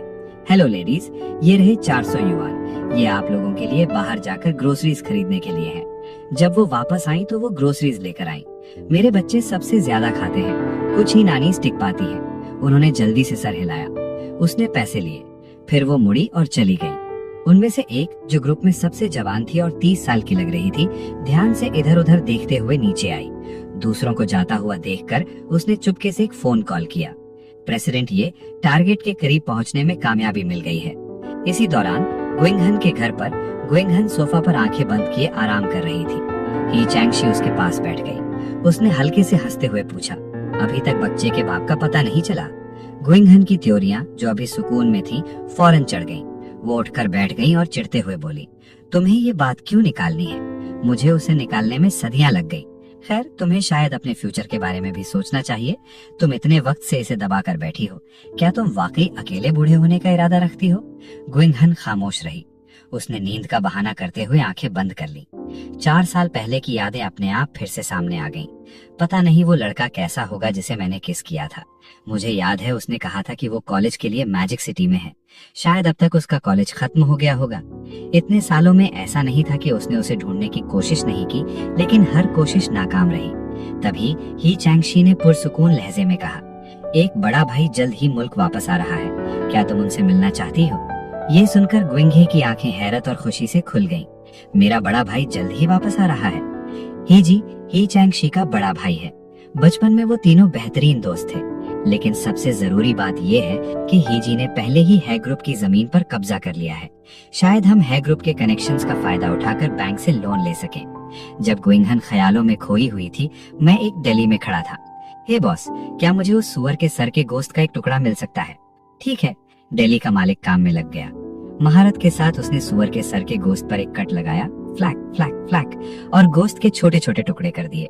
लेकिन जैसे ही उसने मेरे हाथ से 50 युआन लिए, दुकानदार ने अपना सर खुजाया। हे दोस्त, ये काफी नहीं है। शर्मिंदा होकर मैंने अपने खाली पॉकेट्स चेक किए। मैंने अपने बचे हुए कुछ कॉइन्स निकाले और मालिक को दे दिए। लेकिन मेरी हैरानी की इंतहा न रही जब मालिक के चेहरे के एक्सप्रेशंस गंभीर होने लगे। सुनो बच्चे, मैं तुम्हें वार्न कर रहा हूँ। तुम्हारे पास पैसे नहीं है, मैं पुलिस को बुला रहा हूँ। जब मैं परेशान खड़ा था, मेरे पीछे से एक भारी सी औरत की आवाज आई, यंग मास्टर। मैं आवाज की तरफ मुड़ा। इस औरत में कुछ तो बात है। ये कुछ जानी पहचानी लग रही है, लेकिन मुझे याद नहीं आ रहा कि कहाँ देखा है। मैंने उस नैनी को देखा जो गुइंघन के घर पर जॉब के लिए अप्लाई कर रही थी। कितना सुकून भरा सरप्राइज है। यंग मास्टर, मैं यांगचन में आपकी फैमिली की नैनी हूँ। इन्हें आंटी वैंग कहें। आपको याद नहीं कि उन्हें ऐसा कहते हुए सुना। आखिरकार मेरे दिमाग में कुछ क्लिक हुआ। मैंने जल्दी से उन्हें इशारा किया, मैम यहाँ आइए और मेरी ये पे करने में मदद कीजिए। इसके साथ ही मैंने डेली ओनर के हाथ से 50 युआन छीन लिए और वहाँ से भाग गया। वो डेली के बाहर खड़ा था। फिर एक बड़ी स्माइल के साथ उसने वैंग यी की तरफ हाथ हिलाया। जब वैंग यी एक पेमेंट खत्म की, वो मेरे पीछे से कब का जा चुका था। मेरे लोग, गू कॉर्पोरेशन बिल्डिंग के सिक्योरिटी डिपार्टमेंट वापस जाते वक्त एक बात मुझे परेशान कर रही थी। यांगचन की नैनी अचानक मॉडू में क्यों दिखाई दी? कहीं आंटी वैंग और ओल्ड ये के बीच कुछ चल तो नहीं रहा? इसी दौरान यांग ग्रुप मैजिक सिटी हेडक्वार्टर्स में यांग यांग, वो जो वैंग जैनसन की रिपोर्ट सुन रहा था, उसने अचानक छींका, तुम कह रहे हो कि गू जियानहन ने खुद ये कहा है? सही है। शेल, मुझे बेच दो जब तक मैं प्राइस डबल कर रहा हूँ। जी प्रेसिडेंट यांग, वैंग जियान ने इज्जत से कहा। दुगनी कीमत अभी भी थोड़ी ज्यादा है। यांग यांग वो अपने आप से बुदबुदाया। उसका एक्सप्रेशन थोड़ा पछतावे वाला हो गया। मैं पहले उसके साथ सीधे तरीके से काम करने का सोच रहा था। खैर, लगता है अब मुझे अपने हाथ गंदे करने ही पड़ेंगे। तो उन दो बच्चों की इन्वेस्टिगेशन कहाँ तक पहुंची? वैंग जियान ने सर हिलाया। यांग वो ने फाइल ली। उसने जल्दी से उसे पलटा। ये फाइल बहुत ज्यादा डिटेल्ड है। इसमें यहाँ तक लिखा था कि वो दोनों बच्चे क्या खाना पसंद करते हैं। यहाँ तक कि उनकी रोजाना की विशेष भी चेक की गई हैं। यांग वो ने आराम से फाइल एक तरफ रख दी। उसने ऊपर देखा। उसने वैंग जियानसन को हिदायत दी, एक मीटिंग अरेंज करो अगर हम अगली मीटिंग में किसी फैसले पर नहीं पहुंच पाते। चलो ये करते हैं। दूसरी तरफ ओल्ड वे और मैं मजे से अपना वीट जूस पी रहे थे। कुछ ड्रिंक्स के बाद लय पहले ही बिस्तर पर जा चुका था। जहाँ तक मेरी बात है, मैं बस पीता रहा। तभी फोन की स्क्रीन जली। मैं मॉम इज अ टाइग्रेस। क्या हाल है ब्रो? मैं अपने आप में हंसा। मैंने अपना फोन उठाया और व्हीट ग्रास जूस की एक फोटो खींची और वापस भेज दी। जल्द ही एक मैसेज आया, my mom's a total tiger mom. भाई आप? वो टाइप कर रहा था जब मैं पी रहा था और पूछ रहा था कि आपने अपना स्क्रीन नेम क्यों बदला। My mom is a tigress. एक वॉइस मैसेज आया। जिनरू की आवाज बहुत छोटी और नर्म थी, जैसे कोई रोती हुई दरख्वास्त हो। भाई, आपको अंदाजा नहीं है कि मेरी मम्मी कितनी डरावनी है। जैस ने आज पहले ही मुझे 2 बार मारा है। इतना दर्द हुआ कि मेरी पैंट निकलने वाली थी। उसकी बातों ने मुझे हंसने पर मजबूर कर दिया। मैंने वक्त देखा, अभी 9 भी नहीं बजे थे और my mom's a real tiger mom उसे कॉल की। गुड इवनिंग सर, किंग आ चुका है। मैंने टेबल पर रखा व्हीट जूस देखा जो अभी भी आधा बाकी था और उसे मना कर दिया। वो नहीं आ रहा। क्यों ना तुम थोड़ी देर मेरे साथ वक्त गुजारो, हाँ? इससे तुम्हें पूरा स्किन कलेक्शन मिल जाएगा। शाओ पी की तरफ से एक खुश आवाज आई। सच में? अपने वादे के पक्के आदमी, आप मुझसे झूठ नहीं बोलेंगे। वो दिल ही दिल में खुद से खुश था। इसके अलावा ये सारी गेम्स हमारी हैं, बस एक फोन कॉल की दूरी पर है। क्या तुमने अपना होमवर्क खत्म कर लिया? मैंने बस अपनी बहनों का कॉपी कर लिया। खत्म करने में बस 1 सेकंड लगा। मुझे परवाह नहीं अगर आप मेरे डैड की जल्दी मौत की वजह है। गू नर्म बिस्तर पर लेटी हुई मजे में अपने पैर चला रही थी। उसकी बहन जो करीब ही कॉमिक बुक पढ़ रही थी, उसने पूछा, हमारे डैड कैसे मरे? गू अपने भाई से थोड़ा और दूर हो गया, नफरत भरी नजर से देखते हुए। कुछ देर सोचने के बाद मुझे भी सही से याद नहीं है। मॉम ने पहले कहा था कि डैड को एक ट्रक ने मार दिया था, लेकिन फिर उन्होंने कहा कि वो एक पत्थर की मूर्ति बन गए जो समंदर की गहराई में डूब गई। गू फिर से हंसा। वैसे भाई, आपने मुझे सुना ना, मेरे डैड एक कार एक्सीडेंट में मरे गए थे। मैंने सुना है उनका जिस्म टुकड़े टुकड़े हो गया था। मैंने व्हीट जूस का ग्लास उठाया और एक घूंट भरा। मैं खामोश था। तो इसलिए ये बच्चा मुझे डैडी नहीं कह रहा था। जब मैंने पूछा तो वो मेरे बायोलॉजिकल चिल्ड्रन है। उसका बाप पहले ही मर चुका है। जैसे ही वो उसे दिलासा देने का सोच रहा था, लेकिन गू ने लापरवाही से कहा, वाओ, हमने इतनी देर बात की। तो उस स्किन के बारे में क्या जो आपने मुझसे वादा किया था? मैंने देखा कि चैट इंटरफेस बंद हो गया। फिर उसने अपनी फ्रेंड्स लिस्ट खोली। ऑनर ऑफ किंग्स का वो डॉगी प्लानर जो मैंने पहले ऐड किया था। हे, क्या तुम वहां हो? ऑनर ऑफ किंग्स प्लानर हमेशा बिजी रहता है। तो आज हम किस फीमेल स्ट्रीमर को स्किन्स गिफ्ट कर रहे हैं? मैंने बच्चे की गेम प्रोफाइल का स्क्रीनशॉट और प्लानर को भेज दिया। इस अकाउंट में हर हीरो और हर स्किन है। डेव ने ओके इमोजी के साथ जवाब दिया। बस एक लम्हा ही गुजरा था। वो छोटा बदमाश फोन की दूसरी तरफ था, खुद से बड़बड़ाते हुए, भाई मेरी मम्मी तकरीबन कमरे में वापस आ गई हैं भाई, तुम कोई स्कैमर तो नहीं हो ना? तभी उस चालाक नानर ने एक बॉस का स्टिकर भेजा जिस पर लिखा था मिशन अकम्प्लिश्ड। मैंने मुस्कुराते हुए फोन पर कहा, जाओ अकाउंट चेक करो।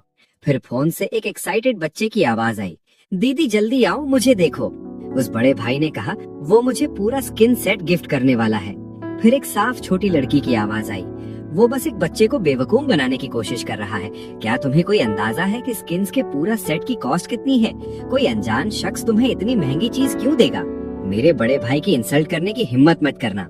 गुओ ने अपनी बहन की तरफ एक नफरत भरी नजर डाली। उसने बेसब्री से गेम लॉन्च किया। ये फोन वो है जो मम्मी ने सालों पहले बदल दिया था। ये आमतौर पर एक कैबिनेट में बंद रहता था और सिर्फ अपना होमवर्क खत्म करने के बाद ही भाई बहन को इसे निकालने और थोड़ी देर खेलने की इजाजत मिलती थी। भले ही फोन बहुत लैगी था, वो गुओ के लिए आंखों का तारा भी थे।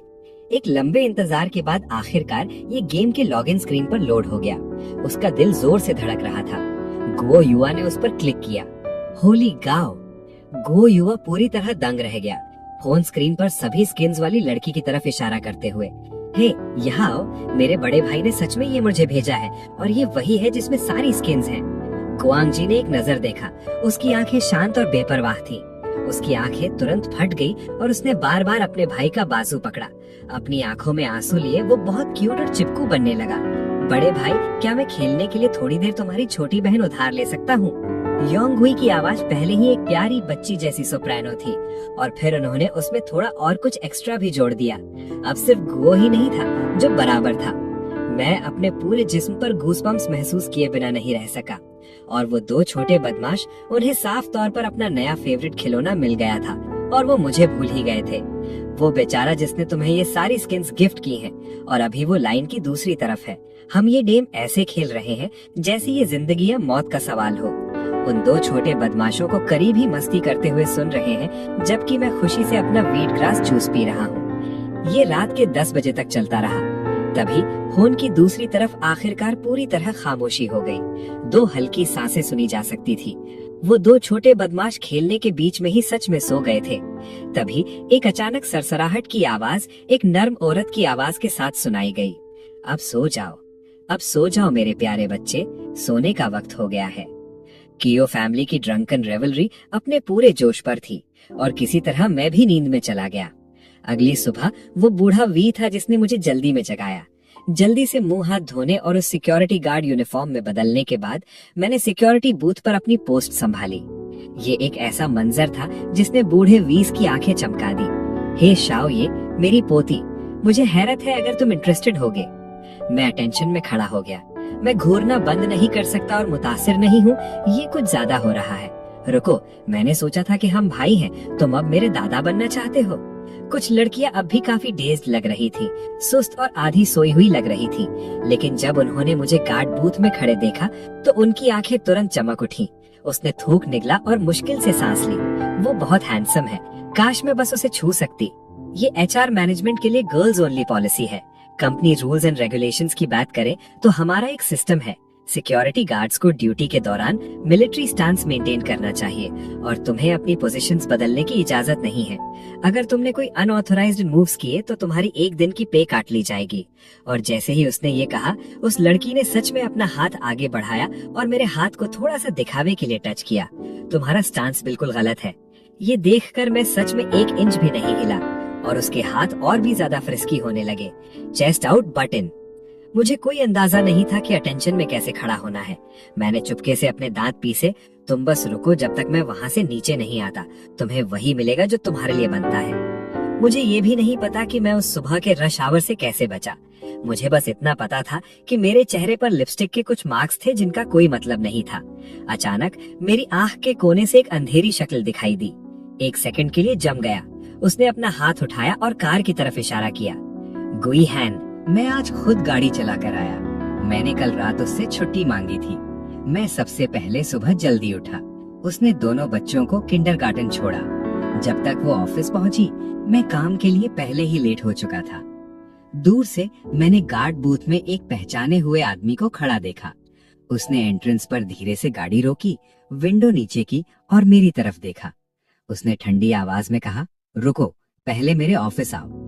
जैसे ही उसके मुंह से ये शब्द निकले, उसने विंडो ऊपर की और गाड़ी चलाने ही वाली थी। मैं इतना तेज था कि मैंने विंडो बंद होने से रोक दी। गुड मॉर्निंग प्रेसिडेंट गू, क्या हम यहाँ बात नहीं कर सकते? अगर मैं अपनी पोस्ट से बाहर पकड़ा गया तो वो मेरी पे काट लेंगे।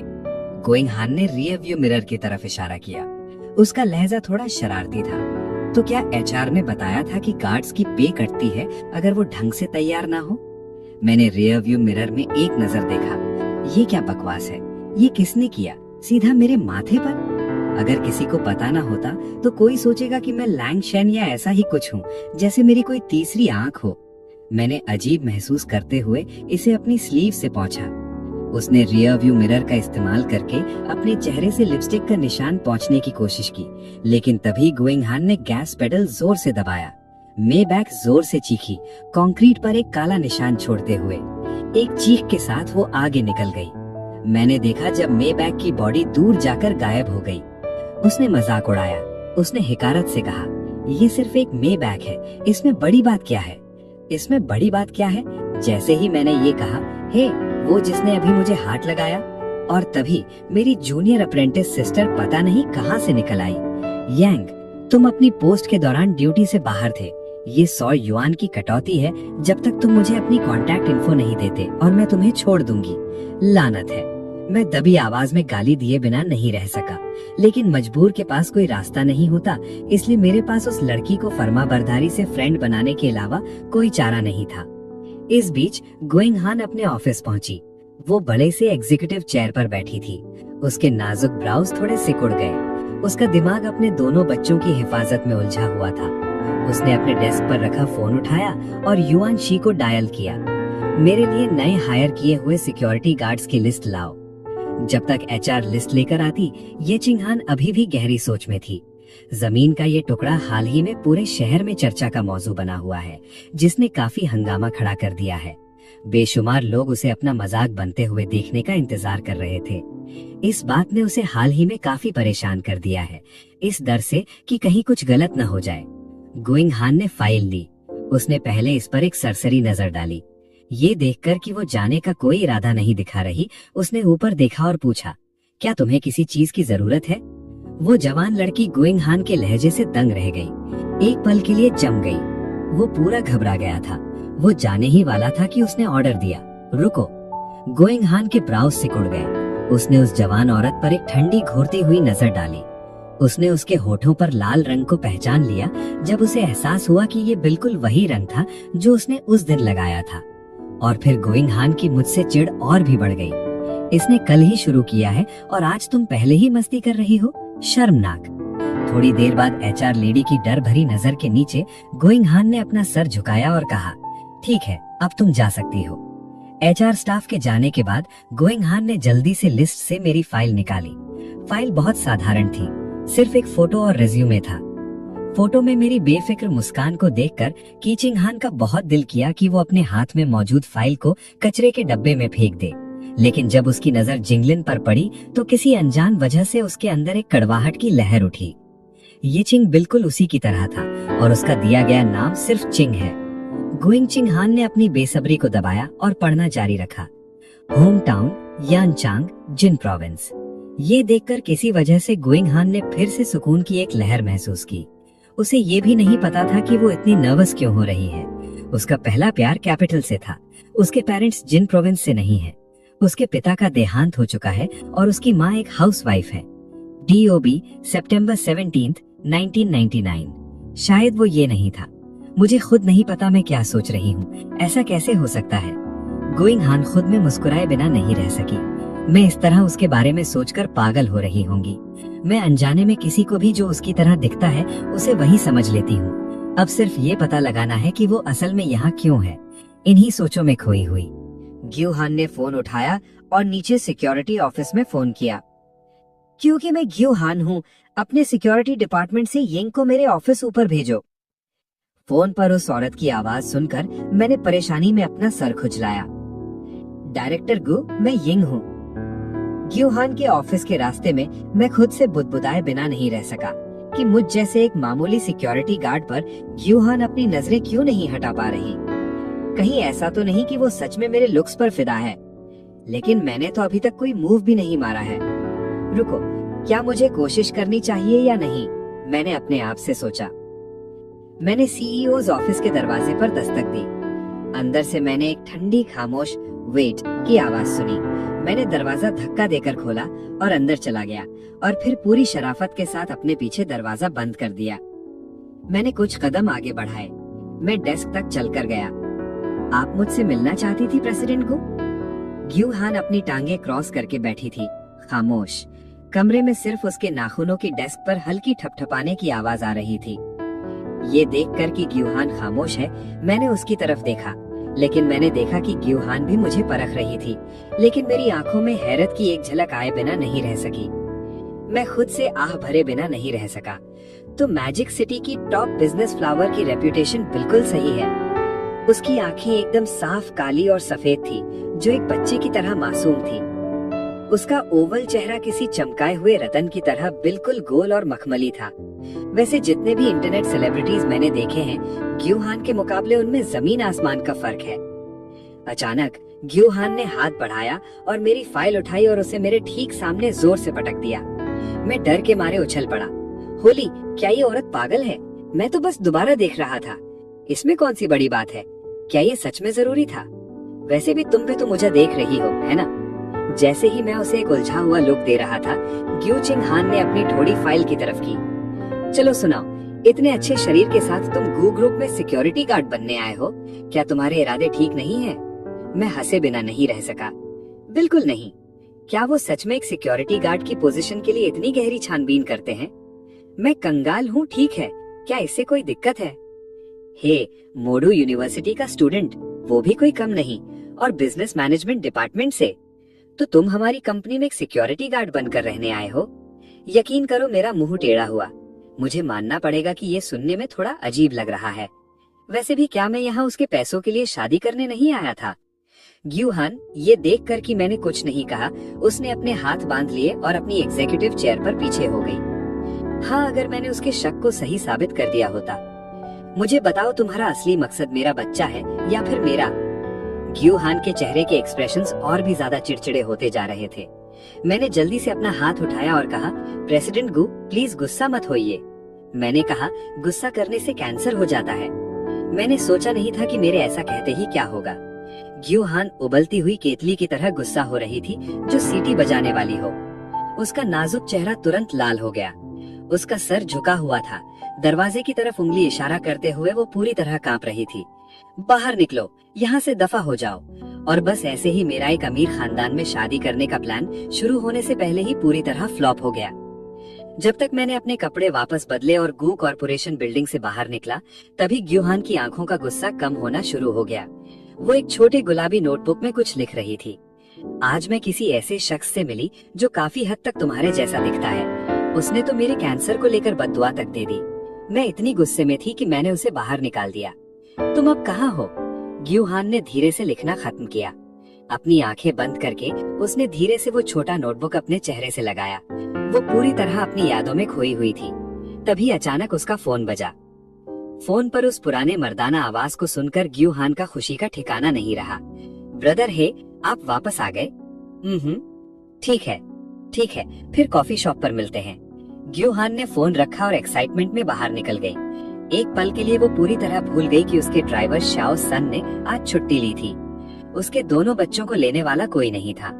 तो मैं वहाँ सड़क पर बिना किसी मकसद के भटक रहा था और सोच रहा था कि क्या मुझे अपनी कुछ स्किन्स अच्छी कीमत पर बेच देनी चाहिए। इससे पहले कि मुझे पता चला, मैं मैजिक सिटीज नंबर 1 किंडरगार्टन की दूसरी तरफ पहुंच गया।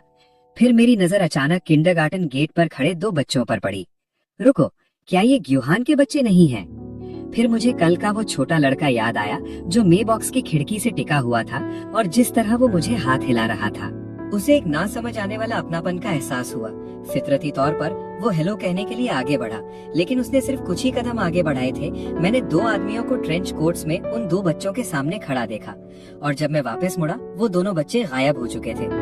होली शिट, ये बच्चों को किडनैप कर रहे हैं, मैं चिल्लाया। फिर मैंने ट्रेंच कोट्स वाले उन 2 आदमियों का एक छोटी गली में पीछा किया और गली के आखिर में मैंने वहाँ एक पुरानी वैन खड़ी देखी।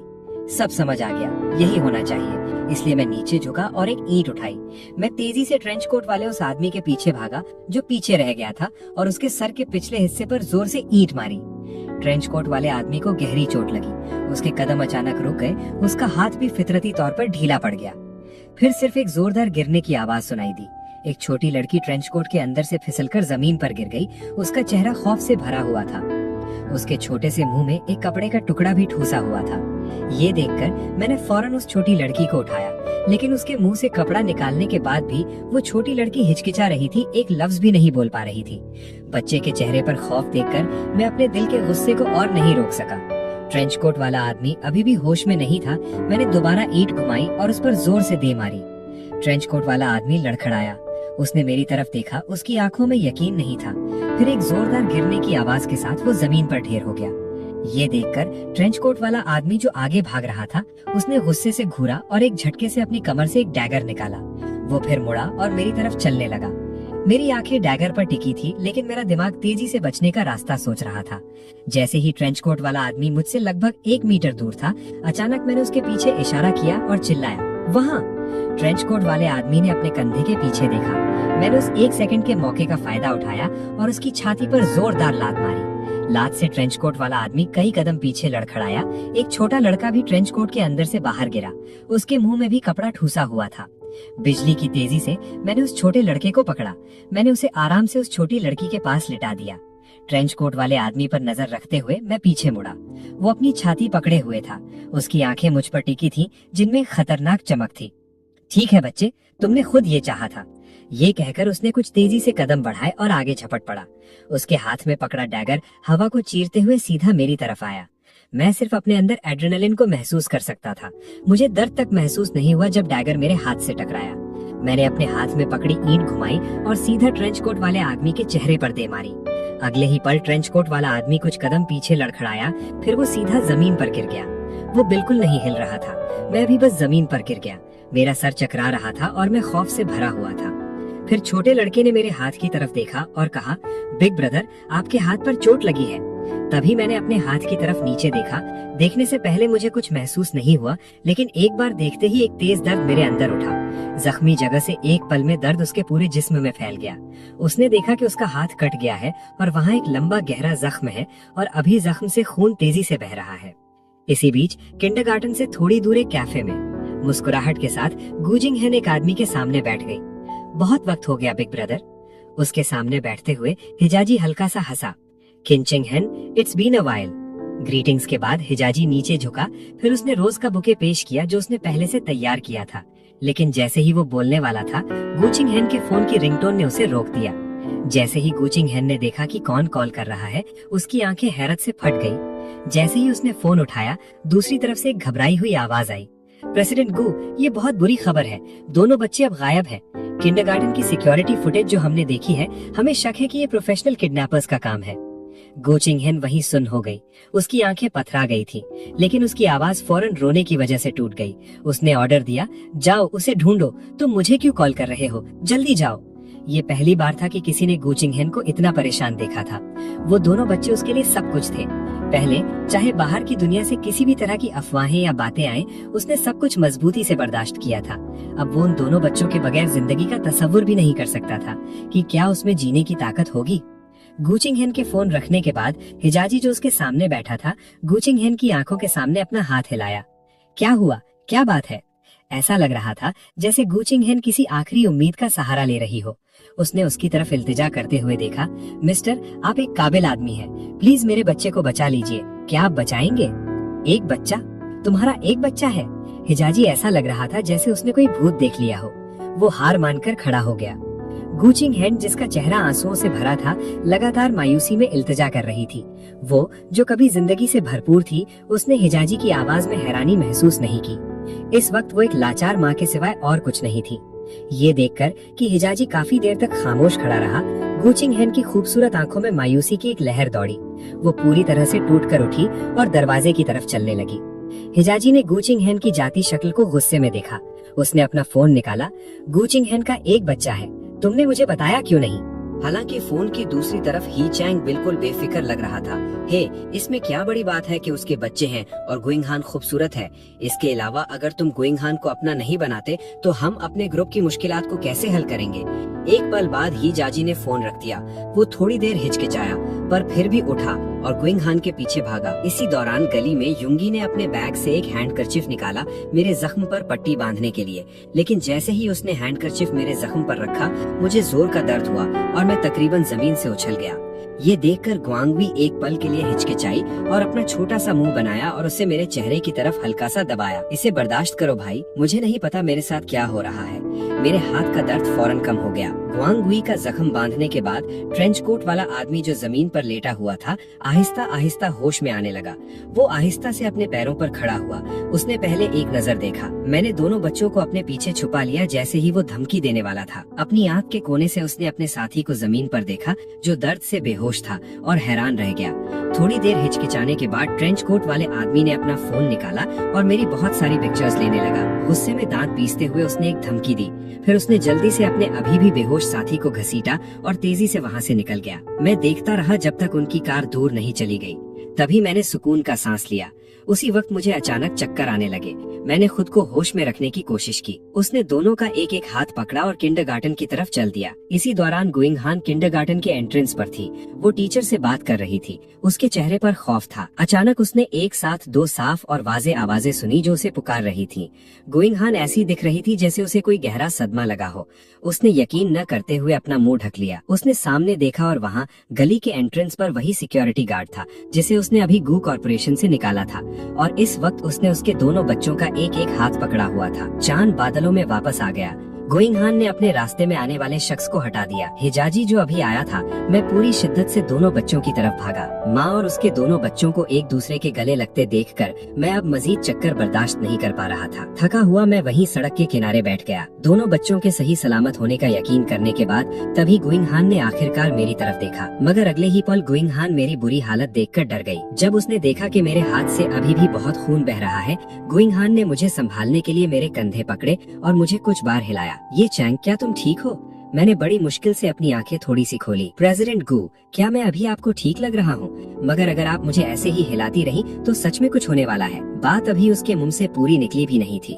सर एक तरफ झुका और बिल्कुल बेहोश हो गया। 1 मिनट बाद मुझे लोगों ने उठाकर गुइंगहान की मेबैग की पिछली सीट पर बिठा दिया। गुइंगहान ने पिछली सीट पर बैठे बच्चों की तरफ देखा। तुम दोनों उस पर नजर रखना, तुम मम्मी को कुछ भी बता सकते हो, ठीक है? ये कहकर वो वापस ड्राइवर सीट पर बैठ गई। जैसे ही वो निकलने वाली थी, गुइंगहान की हैरत भरी नजर के सामने उसने पैसेंजर डोर खोला और अंदर बैठ गया। अगर कुछ होता है तो मैं आपकी मदद कर सकता हूँ। गुइंगहान हैरान थी। फिर वो तेजी से मॉडू स्टोरी हॉस्पिटल की तरफ निकल गई। रास्ते में गुइंगहान काफी परेशान दिख रही थी। ये देखकर हिजाजी एक पल के लिए हिचकिचाया। मुझे शायद कुछ कहना चाहिए। ये यंग लड़का गुइंगहान के साथ है और उसने अपना पूरा ध्यान ड्राइविंग पर रखा। उसने बिना सोचे जवाब दिया, वो हमारी कंपनी में एक सिक्योरिटी गार्ड है, हिजाजी। ये सुनकर हिजाजी ने सर हिलाया। वो बुदबुदाया, ये सुकून की बात है। तुम्हारा क्या मतलब है? कुछ नहीं। सेंट्रल स्टोरी हॉस्पिटल के अंदर ऑपरेटिंग रूम के ऊपर की लाइट जल गई। तभी गुइंग हान ने पूछना शुरू किया कि क्या हुआ था। आधे घंटे बाद हॉस्पिटल का वाइस डायरेक्टर ऑपरेटिंग रूम से बाहर भागा। उसके चेहरे पर गहरी चिंता थी। प्रेसिडेंट गु, हालात ठीक नहीं लग रहे। पेशेंट ने बहुत ज्यादा खून खो दिया है, उसे ब्लड ट्रांसफ्यूजन की जरूरत है। तो तुम किस चीज का इंतजार कर रहे हो? ट्रांसफ्यूजन शुरू करो, गिंग हान ने कहा। उसकी आवाज में जल्दी थी और मसला यही था। पेशेंट का ब्लड टाइप थोड़ा अजीब है। वाइस डीन ने मुश्किल से थूक निकला। उसने मुश्किल से कहा, ये RH नेगेटिव O टाइप है, रेयर पांडा ब्लड। गिंग हान वहीं जम गई जैसे उस पर बिजली गिरी हो। उसकी नजर फितरती तौर पर अपने दोनों बच्चों की तरफ गई। उन दोनों का भी वही रेयर ब्लड टाइप था।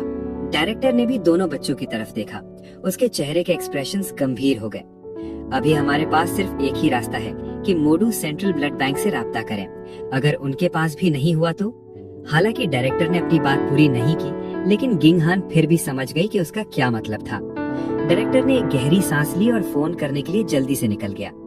इस दौरान गोवा ने उनकी बातें सुन ली थी। उसकी आंखों में एक पक्का इरादा चमका। वो चुपके से खड़ी हुई और नर्सेस स्टेशन की तरफ भागी। तभी अचानक एक जानी पहचानी रिंगटोन बजी। फितरती तौर पर गिंग हान ने अपनी पॉकेट में हाथ डाला और अपना फोन निकाला, लेकिन जब उसने चेक करने के लिए फोन उठाया तो उसे एहसास हुआ कि ये उसका फोन नहीं बज रहा था। तभी गुयोंगी ने मेरी पॉकेट से एक फोन निकाला। मॉमी, मुझे लगता है ये बड़े भाई का फोन है। गिंग हान ने मेरा फोन लिया। उसने कॉल उठाई। ये किंग के लिए है। तो तुम मैजिक सिटी में कहाँ हो? गिंग हान ने अपने कान में एक औरत की आवाज सुनी। उसने गहरी सांस ली। उसने धीरे से कहा, ये किंग अभी इमरजेंसी केयर में है। क्या? वो लड़की साफ तौर पर डरी हुई थी। क्या हो रहा है? ये कैसे हुआ? और तुम कौन हो? ये किंग वो है जिसने मेरे बच्चों की जान बचाई है, लेकिन अभी इनमें से कुछ भी जरूरी नहीं है। बात ये है कि उसे अभी RH negative O type blood की सख्त जरूरत है। क्या तुम घर वाले हो? क्या तुम्हारा कोई खूनी रिश्तेदार है जिससे हम राब्ता कर सके? कौन सा हॉस्पिटल? फोन पर मौजूद औरत ने फिर से पूछा। Shanghai story central hospital. इस दौरान शांघाई के एक टॉप टियर होटल के अंदर सू यिंगू इस वक्त परेशानी से भरी हुई थी। वो इस बार मैजिक सिटी सिर्फ अपने प्यारे भाई येकिंग को देखने के लिए आई थी। उसने सोचा था कि जब से भाई येकिंग उससे मिलना नहीं चाहते तो वो खुद ही पहला कदम उठाएगी। जैसा कि कहा जाता है कि एक पुरज़्म औरत किसी भी मर्द को जीत सकती है, ऐसे चेहरे के साथ वो यकीन नहीं कर सकती थी कि मैं इतना बेरहम हो सकता हूँ। लेकिन किसने सोचा था? जैसे ही मैं होटल में सेटल हुआ, उसे खबर मिली कि मैं क्रिटिकल कंडीशन में हूँ और ER ले जाया गया हूँ। तभी मुझे ख्याल आया कि आंटी ये अभी भी कैपिटल में थी। इसके अलावा कहा जाता है कि अंकल ये किसी बड़े प्रोजेक्ट में मसरूफ है। सू यिंग सू ने अपने दांत पीसे। उसने ओल्ड मास्टर सू को कॉल की। हेलो डैड, क्या आप मोडू में कोई RH नेगेटिव ब्लड डोनर्स ढूंढ सकते हैं? 3 मिनट बाद सू यिंगू ने फोन रख दिया। वो फौरन magic city story central hospital की तरफ भागी। इस दौरान magic city central blood bank का डायरेक्टर एक गंभीर एक्सप्रेशन के साथ फोन कॉल का जवाब दे रहा था। हमारे पास अभी एल्डर सू के लिए 2000 सीसी स्टॉक में है। क्या आपको इसकी जरूरत होगी? बस हमें यही जानना है। मुझे परवाह नहीं कि कुछ भी करना पड़े, उसे जितनी जल्दी हो सके गुची सेंट्रल हॉस्पिटल पहुंचाओ। ये बात फिर से कहो। और दूसरी तरफ से वो हुक्म देने वाली ताकतवर आवाज सुनकर डायरेक्टर के एक्सप्रेशंस गंभीर हो गए। वो जल्दी से ऑफिस वापस गया। खून को जितनी जल्दी हो सके गुसी सेंट्रल हॉस्पिटल पहुंचाओ। सीन बदलता है। सू यिंगू हॉस्पिटल के ऑपरेटिंग रूम के दरवाजे पर खड़ी थी और फोन कर रही थी। उसकी कशिश भरी आंखें जैसे कोई ब्लैक पाइनएप्पल हो, सच में साहिर कर देने वाली थी। सू यिंगू ने बजती हुई आवाज की तरफ देखा। वहाँ उसने एक निहायत ही खूबसूरत औरत को देखा जो इमरजेंसी रूम के बिल्कुल बाहर एक मेटल की कुर्सी पर बैठी थी। जैंग चोंगहाई शायद दुआ कर रही थी। ये देखकर सू यिंगू की त्योरियां चढ़ गईं। उसने फौरन फोन रख दिया। वो उस औरत की तरफ चली। गिंग हान का जिस्म ढीला पड़ गया। एक शख्स उसके बिल्कुल सामने खड़ा था। उस शख्स का पीछा करते हुए उसने धीरे से ऊपर देखा। चक्कर का एक झोंका उस पर भी आया। वाव, कितनी खूबसूरत लड़की है। तुम्हारा फोन, सू यिंगू ने मुख्तसर कहा। कैसे? घबराहट में गिंग हान ने मेरा फोन पकड़ा दिया। सू यिंगू ने बिना कुछ कहे फोन लिया और वो बस गौर से इमरजेंसी रूम के दरवाजे को देखती रही। कुछ देर बाद एक गंभीर एक्सप्रेशन के साथ हॉस्पिटल का वाइस प्रेसिडेंट गिंग हान के पास आया। प्रेसिडेंट गु, ब्लड बैंक कह रहा है कि उनके पास ब्लड खत्म हो गया है। दोनों औरतों ने उसकी बातें ऐसे सुनी जैसे उन पर बिजली गिरी हो। उनके चेहरों पर यकीन ही नहीं हो रहा था। और तभी एक यंग नर्स गु यू का हाथ पकड़े हुए वहाँ आई। प्रेसिडेंट गु, ये छोटा बच्चा अपने ब्रदर के लिए ब्लड डोनेट करने की जिद कर रहा है। मैंने इसे समझाया कि मिसाल के तौर पर आप करीबी रिश्तेदारों के दरमियान ब्लड ट्रांसफ्यूजन नहीं कर सकते, खासकर सिबलिंग्स के दरमियान, लेकिन ये छोटा बच्चा सुन ही नहीं रहा। गुयू गुस्से में अपने पैर चला रहा था, नर्स की पकड़ से आजाद होने की कोशिश करते हुए। मैं RH नेगेटिव टाइप O हूँ, मैं बिग ब्रदर की जान बचा सकता हूँ। नहीं, यू चिंग हान ने सख्ती से मना किया। तुम्हारी उम्र ही क्या है, ब्लड देने से तुम्हारी जान जा सकती है। क्यों नहीं? जब सू इंगू को समझ आया कि क्या हो रहा है, वो खड़ी हो गई और गु चिंगहान का सामना किया। क्या तुमने नहीं कहा था कि ब्रदर याचिंग ने ही तुम्हारे बच्चों की जान बचाई थी? तो अगर वो थोड़ा सा ब्लड डोनेट कर देगा तो इसमें क्या बड़ी बात है? गु चिंगहान भी खड़ी हो गई। उसने गु यू को एक बार फिर अपने पीछे छुपा लिया। क्या तुम्हारे अंदर इंसानियत नहीं है? वो सिर्फ 3 साल का है। सू इंग युशु ने तंजिया मुस्कुराहट दी। कितनी सेल्फिश हो, तुम मुझे इंसानियत पर लेक्चर दोगी? क्या ब्रदर याचिंग का ये हाल इसलिए नहीं हुआ क्योंकि उन्होंने तुम्हारे बच्चों को बचाया था? अब बताओ किसके पास इंसानियत नहीं है? जैसे ही गु चिंगहान जवाब देने वाली थी, तभी गु यू यागुई खुद ही आगे बढ़ा। मॉम, मैंने अभी नर्सेस स्टेशन पर ब्लड डोनेशन के बारे में पूछा था। जब तक ये 300 मिलीलीटर से कम है, मुझे कुछ नहीं होगा। मैं और सिस्टर दोनों 150 मिलीलीटर दे सकते हैं। शायद इससे हमारे बिग ब्रदर की जान बच जाए। बोलते हुए गु यू ने गु यांगुई की तरफ देखा। सही कहा, उसकी यंगर सिस्टर गु यांगुई ने भी मजबूती से सर हिलाया। दोनों बच्चों की आंखों में जिद देखकर गु चिंगहान के होंठ थोड़े थरथराए। वो मुंह फेर कर खड़ी हो गई। ये सब देखना उसके लिए मुश्किल था। उसने मना करते हुए हाथ हिलाया। फिक्र मत करो मॉम, सब ठीक है। गु यांगुई ने हल्की सी मुस्कुराहट के साथ अपनी माँ को तसल्ली दी। फिर वो दोनों नर्स का हाथ पकड़कर नर्स स्टेशन की तरफ चल दिए। सू इंग युशु के चेहरे पर थोड़ी देर के लिए तरस आया, लेकिन वो फिर भी मुड़ा और उनके पीछे चला गया, और ये जानते हुए कि उसके पास पांडा ब्लड हासिल करने का कोई रास्ता नहीं था। हिजाजी, जो इतनी देर से छुपा हुआ था, अब जब RH नल ब्लड का इंतजाम हो गया था, तब वो आखिरकार गु चिंगहान के पास आया और उसका हाथ पकड़ने की कोशिश की। उसने गु चिंगहान को तसल्ली देने के लिए हाथ बढ़ाया। उसने बिना सोचे अपना हाथ चलाया और वो सीधा हिजाजी के चेहरे पर लगा। उसने उसकी तरफ देखा तक नहीं। मुझे अकेला छोड़ दो। हालांकि इससे पहले कि हिजाजी इस झटके को समझ पाता और गुस्सा होता, एक हेलीकॉप्टर की गरज गूंजी। ब्लड बैंक का डायरेक्टर हेलीकॉप्टर से तेजी से नीचे उतरा। उसके पास एक स्पेशलाइज्ड मेडिकल किट थी। जल्दी, RH नल O टाइप ब्लड किसे चाहिए? गु चिंगहान का चेहरा हैरत से भर गया। वो यकीन करना चाहती थी, लेकिन डायरेक्टर ने उसे बिल्कुल इग्नोर कर दिया। इसी दौरान नर्सिस स्टेशन पर सू इंगू ने नरमी से दोनों बच्चों के हाथ पकड़े और उनका बहुत शुक्रिया अदा किया। अगर तुम्हारे ब्लड से ब्रदर याचिंग की जान बच गई तो तुम्हें क्या चाहिए? मैं तुम्हें वो सब दिलवाऊंगी जो तुम मांगोगी। लेकिन दोनों बच्चों ने बड़ों की तरह बात की और कहा, इसकी जरूरत नहीं है सिस, ये हमारा फर्ज है। वो तीनों जज्बात में डूबे हुए खामोश खड़े रहे। कुछ देर बाद सू इंग युशु नर्स के पास गई। उसने थोड़ी घबराहट से पूछा, नर्स, क्या टेस्ट रिजल्ट्स आ गए हैं? क्या मैं उन्हें अब देख सकती हूँ? नर्स ने कंप्यूटर स्क्रीन की तरफ इशारा करते हुए सर हिलाया। इतनी जल्दी नहीं आटे, अभी कुछ मिनट और लगेंगे। सू इंग युशु कंप्यूटर के पास खड़ी हो गई। उसके चेहरे पर मायूसी थी। तभी नर्स का फोन बजा और वो जल्दी से वार्ड से बाहर चली गई। वहाँ सिर्फ सू इंग युशु और वो दोनों बच्चे रह गए। सू इंग युशु कंप्यूटर के सामने बैठ गई। वो तेजी से रिफ्रेश बटन क्लिक करने लगी। थोड़ी देर बाद गु चिंगहान अंदर आई। उसका चेहरा खुशी से चमक रहा था। ब्लड बैंक ने ब्लड भेज दिया है। ये किंग अब खतरे से बाहर है। तुम लोगों को अब ब्लड डोनेट करने की जरूरत नहीं है। सच में मॉमी, क्या बिग ब्रदर सच में खतरे से बाहर हैं? गु यू भी तेजी से आगे बढ़ा। उसकी आंखें चमक रही थी। गु चिंगहान ने संजीदगी से सर हिलाया। सू इंग युशु अभी भी कंप्यूटर के सामने बैठी हुई थी। वो हैरत में थी। ये किंग का खतरा टल गया है। वो किसी भी वक्त ऑपरेटिंग रूम से बाहर आ जाएगा। मैं अब इन दोनों बच्चों को अपने साथ ले जा रही हूँ। मेडिकल बिल्स की फिक्र मत करना, मैंने हॉस्पिटल के साथ सब अरेंज कर दिया है। सू इंग युशु ने हैरानी में सर हिलाया और उनके जाते हुए देखा। उसका हाथ बिना सोचे एक बार फिर क्लिक हुआ। कंप्यूटर स्क्रीन पर एक नया पेज खुला। सू इंग युशु ने फौरन ब्लड टाइप मैचिंग रिजल्ट्स पर नजर डाली। Blood donor Gu Yu, blood recipient Yaching, match unsuccessful, matching recommendation. तीनों पार्टीज के ब्लड सैंपल्स एनालाइज करने के बाद जेनेटिक कंपैटिबिलिटी बहुत ज्यादा है। Suspected direct blood relation. Su Young Shu ने यकीन न करते हुए अपना हाथ उठाया और अपनी आंखें मली। उसने दोबारा स्क्रीन पर देखा। इस बार ये और भी साफ था। जीन्स काफी हद तक परफेक्ट मैच हैं। Suspected direct blood relation. क्या ये सिस्टम खराब है या क्या? या शायद अंकल ये ने चुपके से कोई स्मर्फ अकाउंट बनाया है या कुछ और? नहीं, ये सही नहीं हो सकता। मुझे हर हाल में अंकल ये को सीक्रेट रखना होगा, उसने अपने आप से सोचा। सू यिंग शू ने रिपोर्ट प्रिंट की और उसे रख दिया। सिर्फ तभी उसने हॉस्पिटल सिस्टम से सारे रिकॉर्ड्स पूरी तरह मिटा दिए।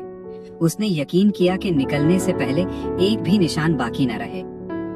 आधी रात को सेंट्रल हॉस्पिटल के सबसे लग्जूरियस स्वीट के अंदर मैं धीरे से उठा। मैंने अपनी आंखें खोली। मैंने अपना हाथ उठाने की कोशिश की, लेकिन मैं थोड़ी सी भी ताकत नहीं लगा पा रहा था और मेरा पूरा निचला जिस्म, मुझे कुछ महसूस नहीं हो रहा है। किसी वजह से मेरे अंदर घबराहट की एक लहर दौड़ी। नहीं, ऐसा नहीं हो सकता। मेरे हाथ पर चोट लगी थी। मुझे कमर से नीचे कुछ महसूस क्यों नहीं हो रहा? ओ हद है, और मेरे पास इनहेरिट करने के लिए 100 बिलियन की दौलत इंतजार कर रही है। जब मैं अपने दिमाग में इसी बारे में परेशान हो रहा था, अचानक मैंने अपने पैरों के पास एक साए को सिमटते हुए देखा और 2 हाथ ठीक मेरी थाइस पर रखे हुए थे। गौर से सुनने पर खर्राटों की हल्की आवाज आ रही थी। मेरे मुंह का कोना हिल गया। थोड़ी कोशिश के बाद मैं अपना पैर हिलाने में कामयाब रहा। हे, जग जाओ, तुम मेरे पैर पर हो। ओह, आप जग गए ब्रदर याचिंग। जैसे ही उस साए ने अपना सर उठाया, तभी मुझे उसके खूबसूरत मगर थोड़े थके हुए चेहरे का साफ दीदार हुआ। मेरा दिल एक पल के लिए रुक गया, जबकि वो अभी भी आधी नींद में थी, थोड़ी बेहोशी में। मैं जल्दी से वापस लेट गया और बेहोश होने का नाटक किया। ये क्या मजाक है? सू यिंग शू यहाँ क्या कर रही है? और वो यहाँ है? क्या इसका मतलब ये नहीं कि मॉम और डैड को पता है कि मैं इस वक्त हॉस्पिटल बेड पर सीधा लेटा हुआ हूँ? एक लम्हे बाद मुझे महसूस हुआ जैसे कोई मेरी नाक चुंटी काट रहा है। याचिंग को पता था कि सू यिंग शू मजाक कर रही है। जब वो अपनी सांस रोकने की वजह से बेहोश ही होने वाला था, तभी उसने धीरे से अपनी आंखें खोली। उसने कमजोरी से कहा, यिंग शू, तुम यहाँ क्या कर रही हो? सू यिंग शू ने अपने हाथ बांध लिए। ब्रदर याचिंग, अगर मैं ना आती तो आपका काम तमाम हो गया होता, आपको पता है। बोलते हुए सू यिंग शू बेड के कोने पर बैठ गई। अपनी उंगलियों पर गिनते हुए उन सब चीजों की लिस्ट बनाने लगी जो उसने उसके लिए की थी। क्या आपको अंदाजा है कि मेरे डैड ने आपके लिए क्या कुछ किया? उन्होंने इसे 1000 मील दूर से हेलीकॉप्टर के जरिए मंगवाया। क्या आपको कुछ पता है? और क्या आपको अंदाजा है कि मैं कितनी डर गई थी जब आप इमरजेंसी रूम में लेटे हुए थे? बोलते हुए सू यिंग शू ने अपनी बड़ी आंखें झपकाईं, आंसू रोकने की पूरी कोशिश की और कुछ आंसू निकलने में कामयाब रही। मेरे पास जितनी भी थोड़ी सी ताकत थी, मैंने अपना हाथ उठाया और सू यिंग शू के सर पर रखा और उसके थोड़े बिखरे हुए बालों को प्यार से सहलाया। मुझे याद है कि ये तरीका सू यिंग शू पर हमेशा जादू की तरह काम करता था, और जैसा मैंने सोचा था वही हुआ। उस पल उसने अपनी आंखें बंद कर ली, किसी छोटी बिल्ली की तरह इसे एंजॉय करने लगी। कुछ ही देर में वो मेरे पैरों के पास सिमट गई, गहरी नींद में सो गई और हल्की खर्राटे लेने लगी। मैंने अपना हाथ पीछे खींच लिया। मैंने बेड साइड टेबल से फोन उठाया। मैंने स्क्रीन ऑन की और 1 दर्जन से ज्यादा मिस्ड कॉल्स देखी। एक लई की तरफ से थी और सू यिंग शू और शाओ हाई की। सबसे हालिया कॉल एक अननोन नंबर से थी जो आधा घंटा पहले आई थी। उन सब का जवाब देने के बाद, थोड़ी हिचकिचाहट के बाद, मैंने उस नंबर पर वापस कॉल करने का फैसला किया जिसे मैं नहीं पहचानता था। इसी दौरान गू चिंग हान के बेडरूम के अंदर गू चिंग हान ने अपनी उंगली होठों पर रखी, खामोश रहने का इशारा करते हुए। ये तुम्हारे बड़े भाई की कॉल है। ये सुनकर दोनों बच्चों ने फौरन अपनी मस्ती रोक दी और गू चिंग हान की तरफ उम्मीद से देखने लगे। यिंग शू ने कॉल उठाई जैसे ही वो बोलने वाली थी, लेकिन उसे समझ नहीं आया कि क्या कहे। एक पल बाद फिर मैंने फोन के दूसरे सिरे से अपनी ही आवाज सुनी और वहाँ खामोशी थी। ये देखकर गू चिंग हान ने जल्दी से कहा, मत करो, मैं बस ये सोच रही थी कि मैंने आज सुबह उसे काम से निकाल दिया था। गू चिंग हान थोड़ी परेशान दिखी। मेरे बच्चों को बचाने के लिए आपका शुक्रिया। मुझे समझ नहीं आ रहा कि आपका शुक्रिया कैसे करूं। क्या आपके जख्म में अभी भी दर्द है? अब इतना बुरा नहीं है। उन दोनों ने थोड़ी अजीब सी बातें की। उनके दरमियान खामोशी छा गई। इस मौके पर गुआ, जो पास ही खड़ी थी, उससे मजीद बर्दाश्त नहीं हुआ। उसने फोन ले लिया और बड़े भाई की बात करने लगी। आज के लिए आपका बहुत बहुत शुक्रिया यिंग शू। ये देखकर वो भी अपने पैरों पर खड़ा हो गया। वो दोनों उनका शुक्रिया अदा करने के लिए लपके, तकरीबन एक दूसरे से टकराते हुए। दोनों बच्चों की बात सुनकर मैं बस हल्का सा मुस्कुराया। क्या तुम दोनों ठीक हो? हम ठीक हैं बिग ब्रदर, हमें चोट नहीं लगी है। बिग ब्रदर, मैं उम्मीद कर रही थी कि मैं और मेरी सिस्टर आज फिर से आपके साथ मिलकर आपके बाल संवार सकें। मेरे दिल में एक गर्माहट सी महसूस हुई। ये लो, तुम अपने फोन्स वापस ले सकते हो। मॉम कैसी है? तुम दोनों सो जाओ, कल तुम्हारा स्कूल है। ठीक है ब्रदर। और एक बार फिर हम उस अजीब खामोशी में फंस गए।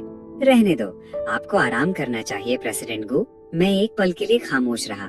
मुझे नहीं पता था कि क्या कहना है। वो औरत अपने पुराने ठंडे और दूर रहने वाले रवैये में वापस आ गई और खुद ही फोन काट दिया। लेकिन सिर्फ एक पल बाद स्क्रीन पर एक टेक्स्ट मैसेज आया। वैसे आज के लिए धन्यवाद और मुझे दुख है। उसने खिड़की से बाहर देखा। ठीक है, मेरे दिमाग में बहुत से ख्याल चल रहे थे। मैंने यहाँ तक के कहा, सोने का वक्त हो गया है तुम दोनों। ग्विन हान ने दोनों बच्चों को जल्दी करने और सोने के लिए कहा। दोनों बच्चे एक दूसरे के ऊपर गिरते पड़ते कोशिश कर रहे थे कि ग्विन हान की बाहों में रहे। मैं चाहती हूँ कि मम्मी मुझे उठाएं, तुम्हें नहीं। मम्मी का दिमाग। दोनों बच्चों को फिर से जिद करते देखकर ग्विन हान ने ठंडी सांस भरी और परेशानी में अपना माथा पकड़ लिया। किसी वजह से उसके ख्याल इंटरनेट वाले अपने पहले प्यार की तरफ चले गए। काश बच्चों के फादर अभी यहाँ होते। बच्चे कभी इतना शोर मचाने की हिम्मत नहीं करते। ख्यालों में खोई हुई ग्विन हान उसकी भौवें धीरे धीरे सिकुड़ने लगी। उसने अपना हाथ उठाया और लाइट बंद कर दी। उसने सोचा कि दोनों बच्चे आखिरकार थोड़ी देर के लिए शांत हो जाएंगे, लेकिन जिसकी उसने उम्मीद नहीं की थी वो ये था कि तभी ग्वांगुई ने धीरे से रोना शुरू कर दिया।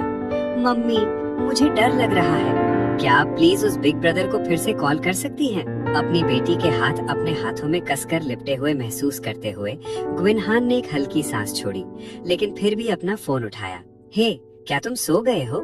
बच्चे डरे हुए हैं। क्या तुम थोड़ी देर और उनके साथ फोन पर रह सकते हो? तुम्हें कष्ट देने के लिए मुझे सच में दुख है। ग्विन हान की विनती सुनकर एक नर्म छुअन के साथ मैंने अपने भाग्य से बचने की कोशिश की। मेरे मालिक। मैंने अपनी स्लीपर्स पहनी और बालकनी में बाहर आ गया। जरूर, वैसे भी मेरे पास करने को कुछ नहीं है। हे, ठीक है नन्हे बच्चों, कैसा रहेगा अगर मैं तुम्हें एक कहानी सुनाऊं? क्या तुम इसे सुनना चाहोगे? एक प्यारी बच्चों जैसी आवाज आई। ब्रदर याओ, इस कहानी का नाम है once upon a time there was a mountain. एक समय की बात है, एक पहाड़ था और उस पहाड़ पर एक मंदिर था और उस मंदिर में एक बूढ़ा मॉन्क एक जवान मॉन्क को कहानी सुना रहा था। जानना चाहते हो कि वो क्या बात कर रहे थे? फिर एक प्यारी बच्चों जैसी आवाज आई। मुझे अपने बिग ब्रदर की याद आ रही है। ये वही पहाड़ वाली कहानी है और उस पहाड़ में एक मंदिर था। कुछ मिनट बाद ग्विन हान की आवाज आई। प्लीज अभी फोन मत काटना, पहले मुझे बच्चों को सुला लेने दो। फिर फोन से एक हल्की लोरी सुनाई दी। अब शांत हो जाओ, सो जाओ मेरे प्यारे बच्चे। जब मैंने वो गाना सुना, मेरे दिल की धड़कन तेज हो गई। वो मेरी मॉम नहीं है, वो एक टाइग्रेस है। रुको, क्या वो बच्चे की आवाज है या उसकी मॉम की? मेरी मॉम एक टाइग्रेस है, ये गुआन है, तो टाइग्रेस ग्विन हान है। कुछ और मिनट गुजर गए। फोन के दूसरी तरफ से दो हल्की खर्राटों की आवाज आई। क्या वो सो गए हैं? मैंने फुसफुसाते हुए पूछा, ग्विन हान की नरम लोरी सुनते हुए। जैसे ही मैंने ये कहा, दूसरी तरफ लोरी रुक गई। न चाहते हुए भी मैंने रिकॉर्डिंग रोक दी और सो गया। धन्यवाद।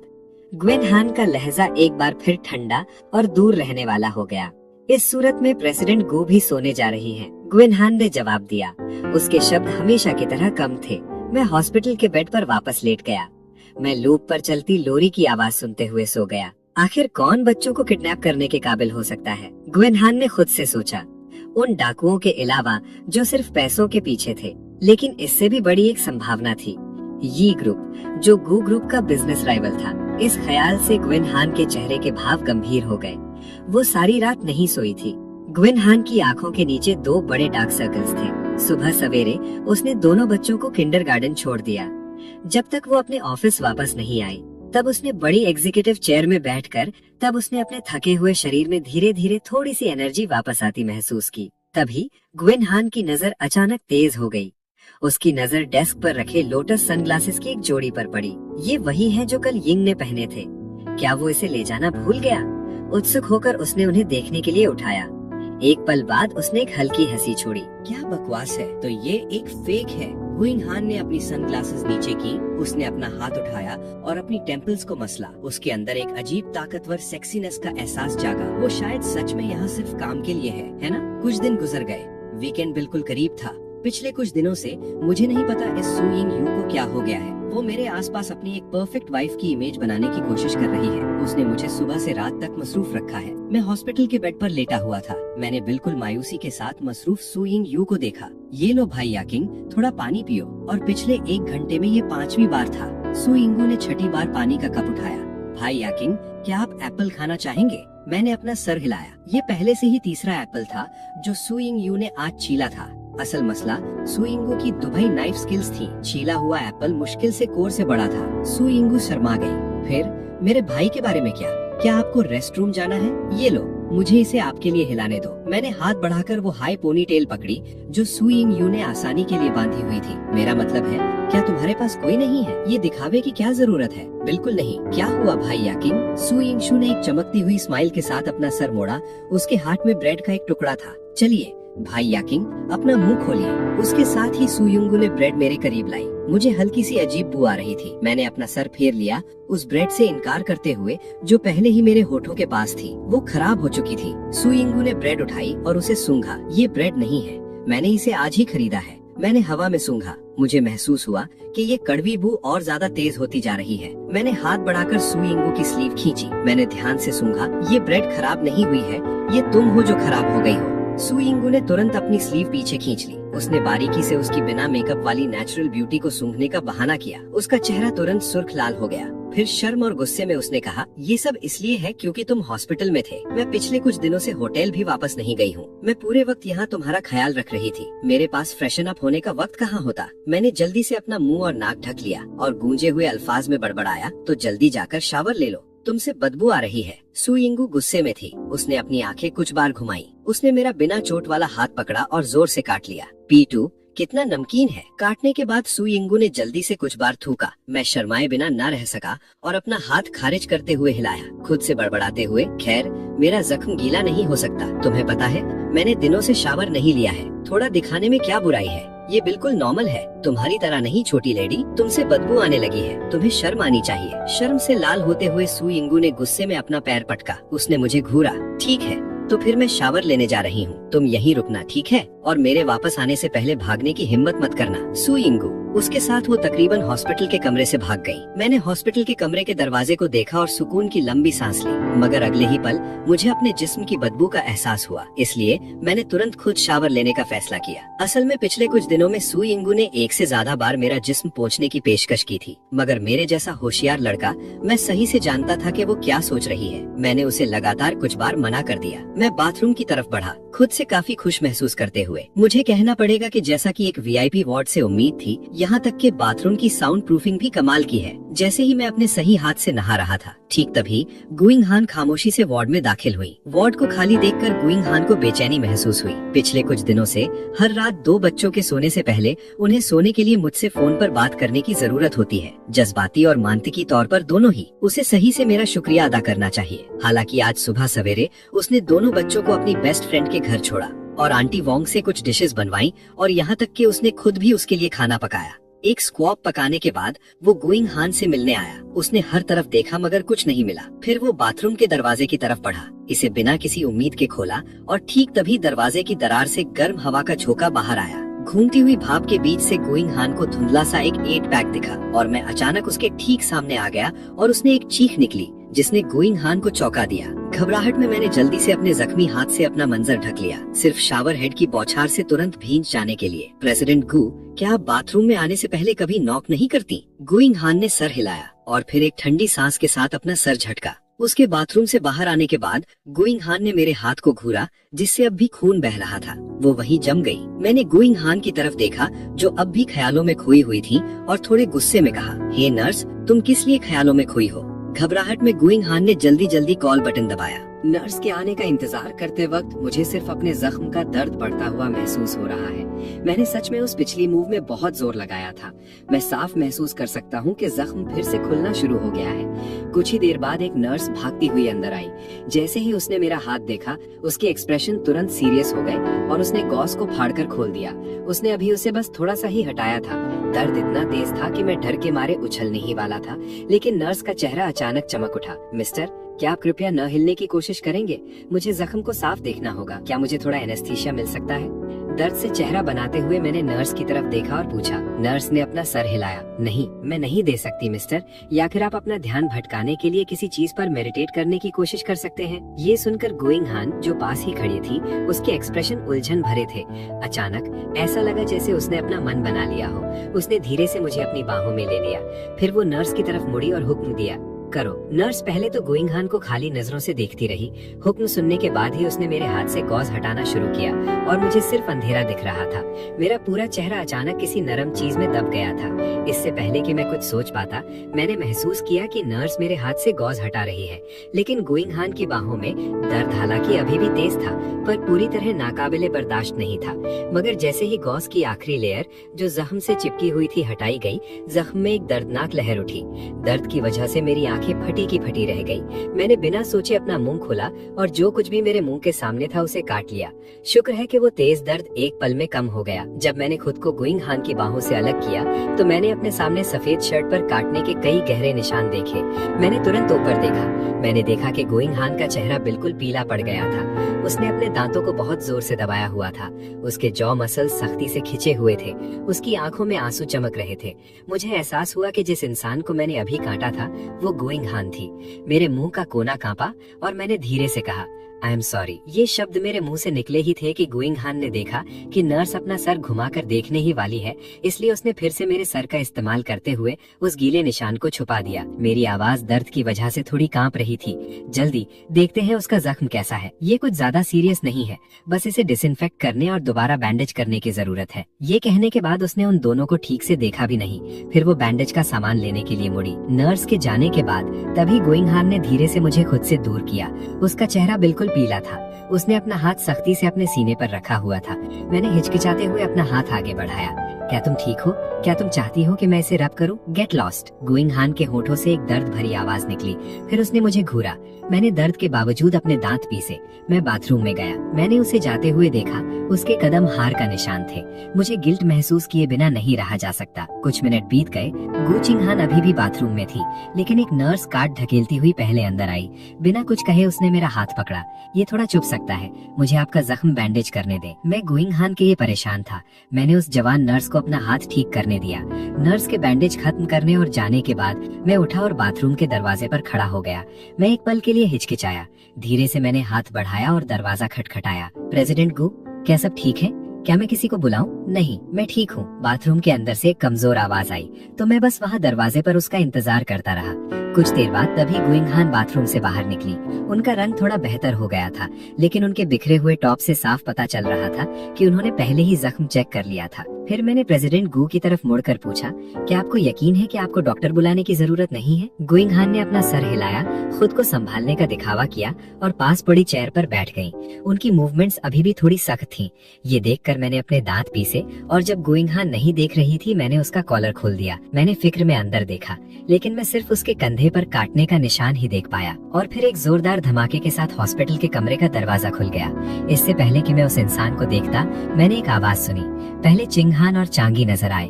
उसने कहा, तुम यहाँ मिलने आए थे? लेकिन शब्द उसके गले में ही रह गए। हीजी एक्सी पूरी तरह हैरान रह गया। गोइंग हान ने जल्दी से अपना सीना ढक लिया।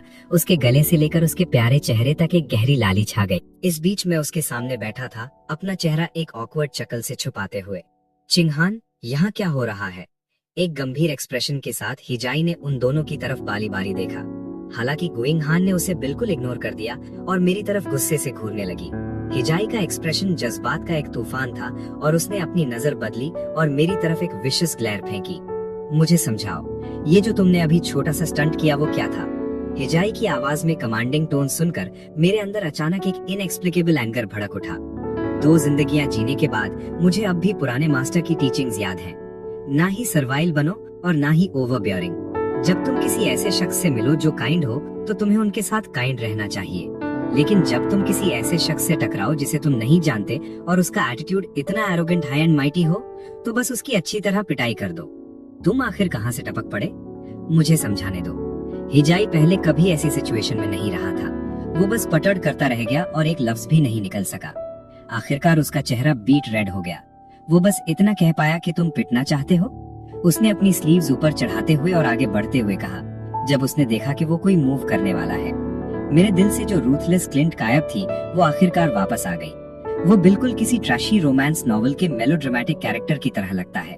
प्रोटैगनिस्ट का चेहरा पूरी तरह तैयार। उसने एक कोल्ड स्नीयर निकाली। क्या क्या क्या मुझे सच में अपने आप को किसी के सामने एक्सप्लेन करने की जरूरत है? तुम अपने चेहरे पर लगे उस मेकअप को क्यों नहीं देखते? हिजाई, जो हमेशा अपने जेंटल और रिफाइंड डिमीनर के लिए जाना जाता था, अब वहाँ चोट खाई जहाँ उसे सबसे ज्यादा दर्द हुआ। उसने एक अजीब सी चीख निकाली और आगे झकता। फ्लैश की तरह तेजी से मैंने अपनी टांग बाहर निकाली और हिजाई पर एक हैवी किक मारी। एक जोरदार थड के साथ हिजाई अपनी तशरीफ के बल गिरा। उसने अपना पेट पकड़ लिया। उसका चेहरा दर्द से बिगड़ गया था। तुम्हारी माँ! इस बंदे में अब भी मुझे कर्स करने की हिम्मत है। मैं हॉस्पिटल बेड से उठा। मैंने अपना पैर उठाया, उसे फिर से स्टॉम्प करने के लिए तैयार किया। तुम दोनों लड़ना बंद करो। चिंगहान ने गुस्से में रोर किया और उनके बीच आ गई। ब्रदर ही, तुम यहाँ हॉस्पिटल में क्या कर रहे हो? गुइनहान ने अपना सर घुमाया हिजाई को देखने के लिए, जो जमीन पर लेटा हुआ था। किसी वजह से वो पहले सोचती थी कि हिजाई काफी हैंडसम था। मुझे ये कहते हुए सुनकर तब गुइंगहान को एहसास हुआ कि हीजिया का चेहरा फाउंडेशन की मोटी तह से भरा हुआ था। यहाँ तक कि उसकी आईब्रोज भी मेटिकुलसली ग्रूम्ड थे। उसके अंदर अचानक डिस्गस्ट की एक फ्लिकर जगी। चिंगहान, मैंने सुना कि तुम हॉस्पिटल गई थी उस यंग सिक्योरिटी गार्ड को देखने। मेरा मतलब है, आखिरकार उसने बच्चों को बचाया था, तो मैंने सोचा कि मैं भी उसे देखने आ जाऊं। हिजाई की लहजे में ग्रीवेंस की एक झलक थी जब उसने बुज़दिल सिक्योरिटी गार्ड के अल्फाज कहे, लेकिन उसने जानबूझकर इस पर थोड़ा ज्यादा एम्फेसिस दिया। मैंने सुना जो उसने कहा। मैंने अपना सही हाथ उठाया, ये दिखावा करते हुए कि मैं फिर से स्विंग करने वाला हूँ। वो डर के मारे कुछ कदम पीछे हट गया। उसने डिफाइंटली कहा, एक पैथेटिक सिक्योरिटी गार्ड सिर्फ एक पैथेटिक सिक्योरिटी गार्ड ही होता है। तुम बस एक नोबडी हो। खैर, ये फिर भी उससे बेहतर है कि बिल्कुल भी पलटकर ना लड़ा जाए। मैंने कोल्डली स्नीयर किया। बेड पर वापस जाओ, इतना काफी है। गुइंगहान फिर से चिल्लाई। ब्रदर ही, मैं देख रही हूँ कि बात कहाँ तक पहुँच गई है। तुम्हें अभी के लिए वापस जाना चाहिए। मैंने आज नाइट शिफ्ट के सिक्योरिटी गार्ड्स के लिए एक छोटा सा स्पेशल गिफ्ट तैयार किया है, हिजाई ने मेरे सामने आते हुए कहा। उसने अपनी जेब से कैश की एक मोटी गड्डी निकाली। उस मोटाई को देखो, पक्का पूरे 2000 रुपीज होंगे। मुझे कैश की स्टैक की तरफ घूरते हुए देखकर हिजाई के चेहरे पर एक पंचेबल स्माइल आई। ठीक है बच्चे, हाथ बाहर निकालो, सर नीचे करो और ये सारा पैसा तुम्हारा है। मेरे चेहरे पर धीरे से मुस्कुराहट आई और मैंने एक हाथ से उसे छीन लिया। तुम्हें पता है, आखिरी बंदा जिसने मेरी फेवर खरीदने की कोशिश की थी, उसने मुझे 7000 ऑफर किए थे। मैंने परवाह तक नहीं की। तुम अपने आप को आखिर समझते क्या हो? वो बोलता ही गया। मैंने अपना हाथ उठाया और कैश सीधा हिजाई के चेहरे पर दे मारा। मैंने बिखरे हुए बैंक नोट्स और हैरान हिजाई की तरफ देखा। मेरे होठों पर एक वाइल्ड स्माइल थी। क्या तुम शर्त लगाना चाहते हो कि मैं तुम्हें इस पैसे में दफन कर सकता हूँ? गुइंगहान मेरी बातें सुनकर पहले तो हैरान रह गई, फिर जैसे उसके दिमाग में अचानक कुछ क्लिक किया। लेकिन इससे पहले कि वो कुछ समझ पाती, उसने देखा कि हिजाई ने गुस्से में अपनी मुट्ठियां भींच ली। सिर्फ तभी उसने जल्दी से मेरी तरफ एक ग्लेयर फेंकी और फिर गुस्से से भरे हिजाई को वार्ड से बाहर निकाल दिया। तकरीबन आधे घंटे बाद गु चिंगहान दरवाजा खोलकर अंदर स्टॉर्म करते हुए आई। वो बैठी भी नहीं, वो बस वहाँ बेड के सिरहाने अपने आर्म्स क्रॉस करके खड़ी रही और खामोशी से मुझे देखती रही। मैं गिरते हुए बुदबुदाया। मैंने अपनी पीठ फेर ली, गुइंगहान की तरफ देखने से इनकार करते हुए। गुइंगहान ने गुस्से में कहा, तुम्हें ऐसा नहीं करना चाहिए था। ही फैमिली मैजिक सिटी में बहुत पावरफुल है। मैंने अपना सर फिराए बिना ही कहा, तो क्या? गुइंगहान को जाहिर तौर पर मेरे ये कहने की उम्मीद नहीं थी। चिढ़कर वो साथ वाली कुर्सी पर बैठ गई। ये देख कर के मैं अब भी उसे कोल्ड शोल्डर दे रहा था, उसने अपना हाथ आगे बढ़ाया और जोर से मेरा सर घुमा दिया। उसने कहा, हर एक शब्द को जानबूझकर साफ बोलते हुए, वो मान लेंगे कि तुमने मेरे 2 बच्चों को बचाया था, लेकिन तुम इसे जेल से बचने का टिकट की तरह इस्तेमाल नहीं कर सकते। मैं गुइंगहान की तरफ मुंह करके बैठ गया। मेरे हैरत से, तो तुम्हारे कहने का मतलब है कि तुम मेरी हिफाजत करोगी, है ना? और तुम मुझे नौकरी से नहीं निकालोगी? ये सुनकर गुइंगहान ने ठंडी सांस भरी। मुझे लगता है कि जिस तरह से तुम अभी अजीब हरकत कर रहे हो, हम दोनों एक ही बात नहीं समझ रहे। उसने मजबूरी में अपना हाथ हिलाया। उसका लहजा चिड़चिड़ा था, जैसे वो मायूस हो कि मैं अपनी काबिलियत के मुताबिक काम नहीं कर रहा था। तुम अभी बहुत जवान हो, तुम हमेशा के लिए एक सिक्योरिटी गार्ड बनने का इरादा तो नहीं रख सकते, है ना? मैंने मुस्कुराते हुए कहा, तुम्हें पता है, बॉस का पति बनने के लिए मैं मना नहीं करूंगा। गुइंगहान ने इस बारे में सोचा भी नहीं और मुख्तसर तौर पर एक ही शब्द बोला, धीरे से। मैं अस्पताल के बिस्तर पर दोबारा लेट गया। गोइंग हान ने एक हल्की सांस छोड़ी। वो नीचे झुकी और वो लंच बॉक्स खोला जो वो पहले लाई थी। ये देखते हुए कि तुम जख्मी हो और सब कुछ जो तुमने आज किया है, मैं इस बार इस बात को जाने देती हूँ। इसके साथ ही उसने लंच बॉक्स खोला और वो स्क्वाब निकाला जो उसने खुद पकाया था। इस बात की परवाह किए बिना कि कबूतर की चिकनाई उसके हाथों पर लग गई थी, उसने कबूतर की एक टांग उठाई और उसे मेरे होठों के पास लाई। मेरे खास स्ट्यू को चखकर देखो। लेकिन मेरा ध्यान कबूतर की टांग पर बिल्कुल नहीं था। इसके बजाय मैं सिर्फ खाली नजरों से गोइंग हान को देख रहा था, जो बिल्कुल मेरे सामने थी। धीरे से मैंने अपना हाथ बढ़ाया और उसके खुले बालों की एक लट को प्यार से उसके कान के पीछे कर दिया। प्रेसिडेंट गू, सच में आप में एक अलग ही इंसानियत है।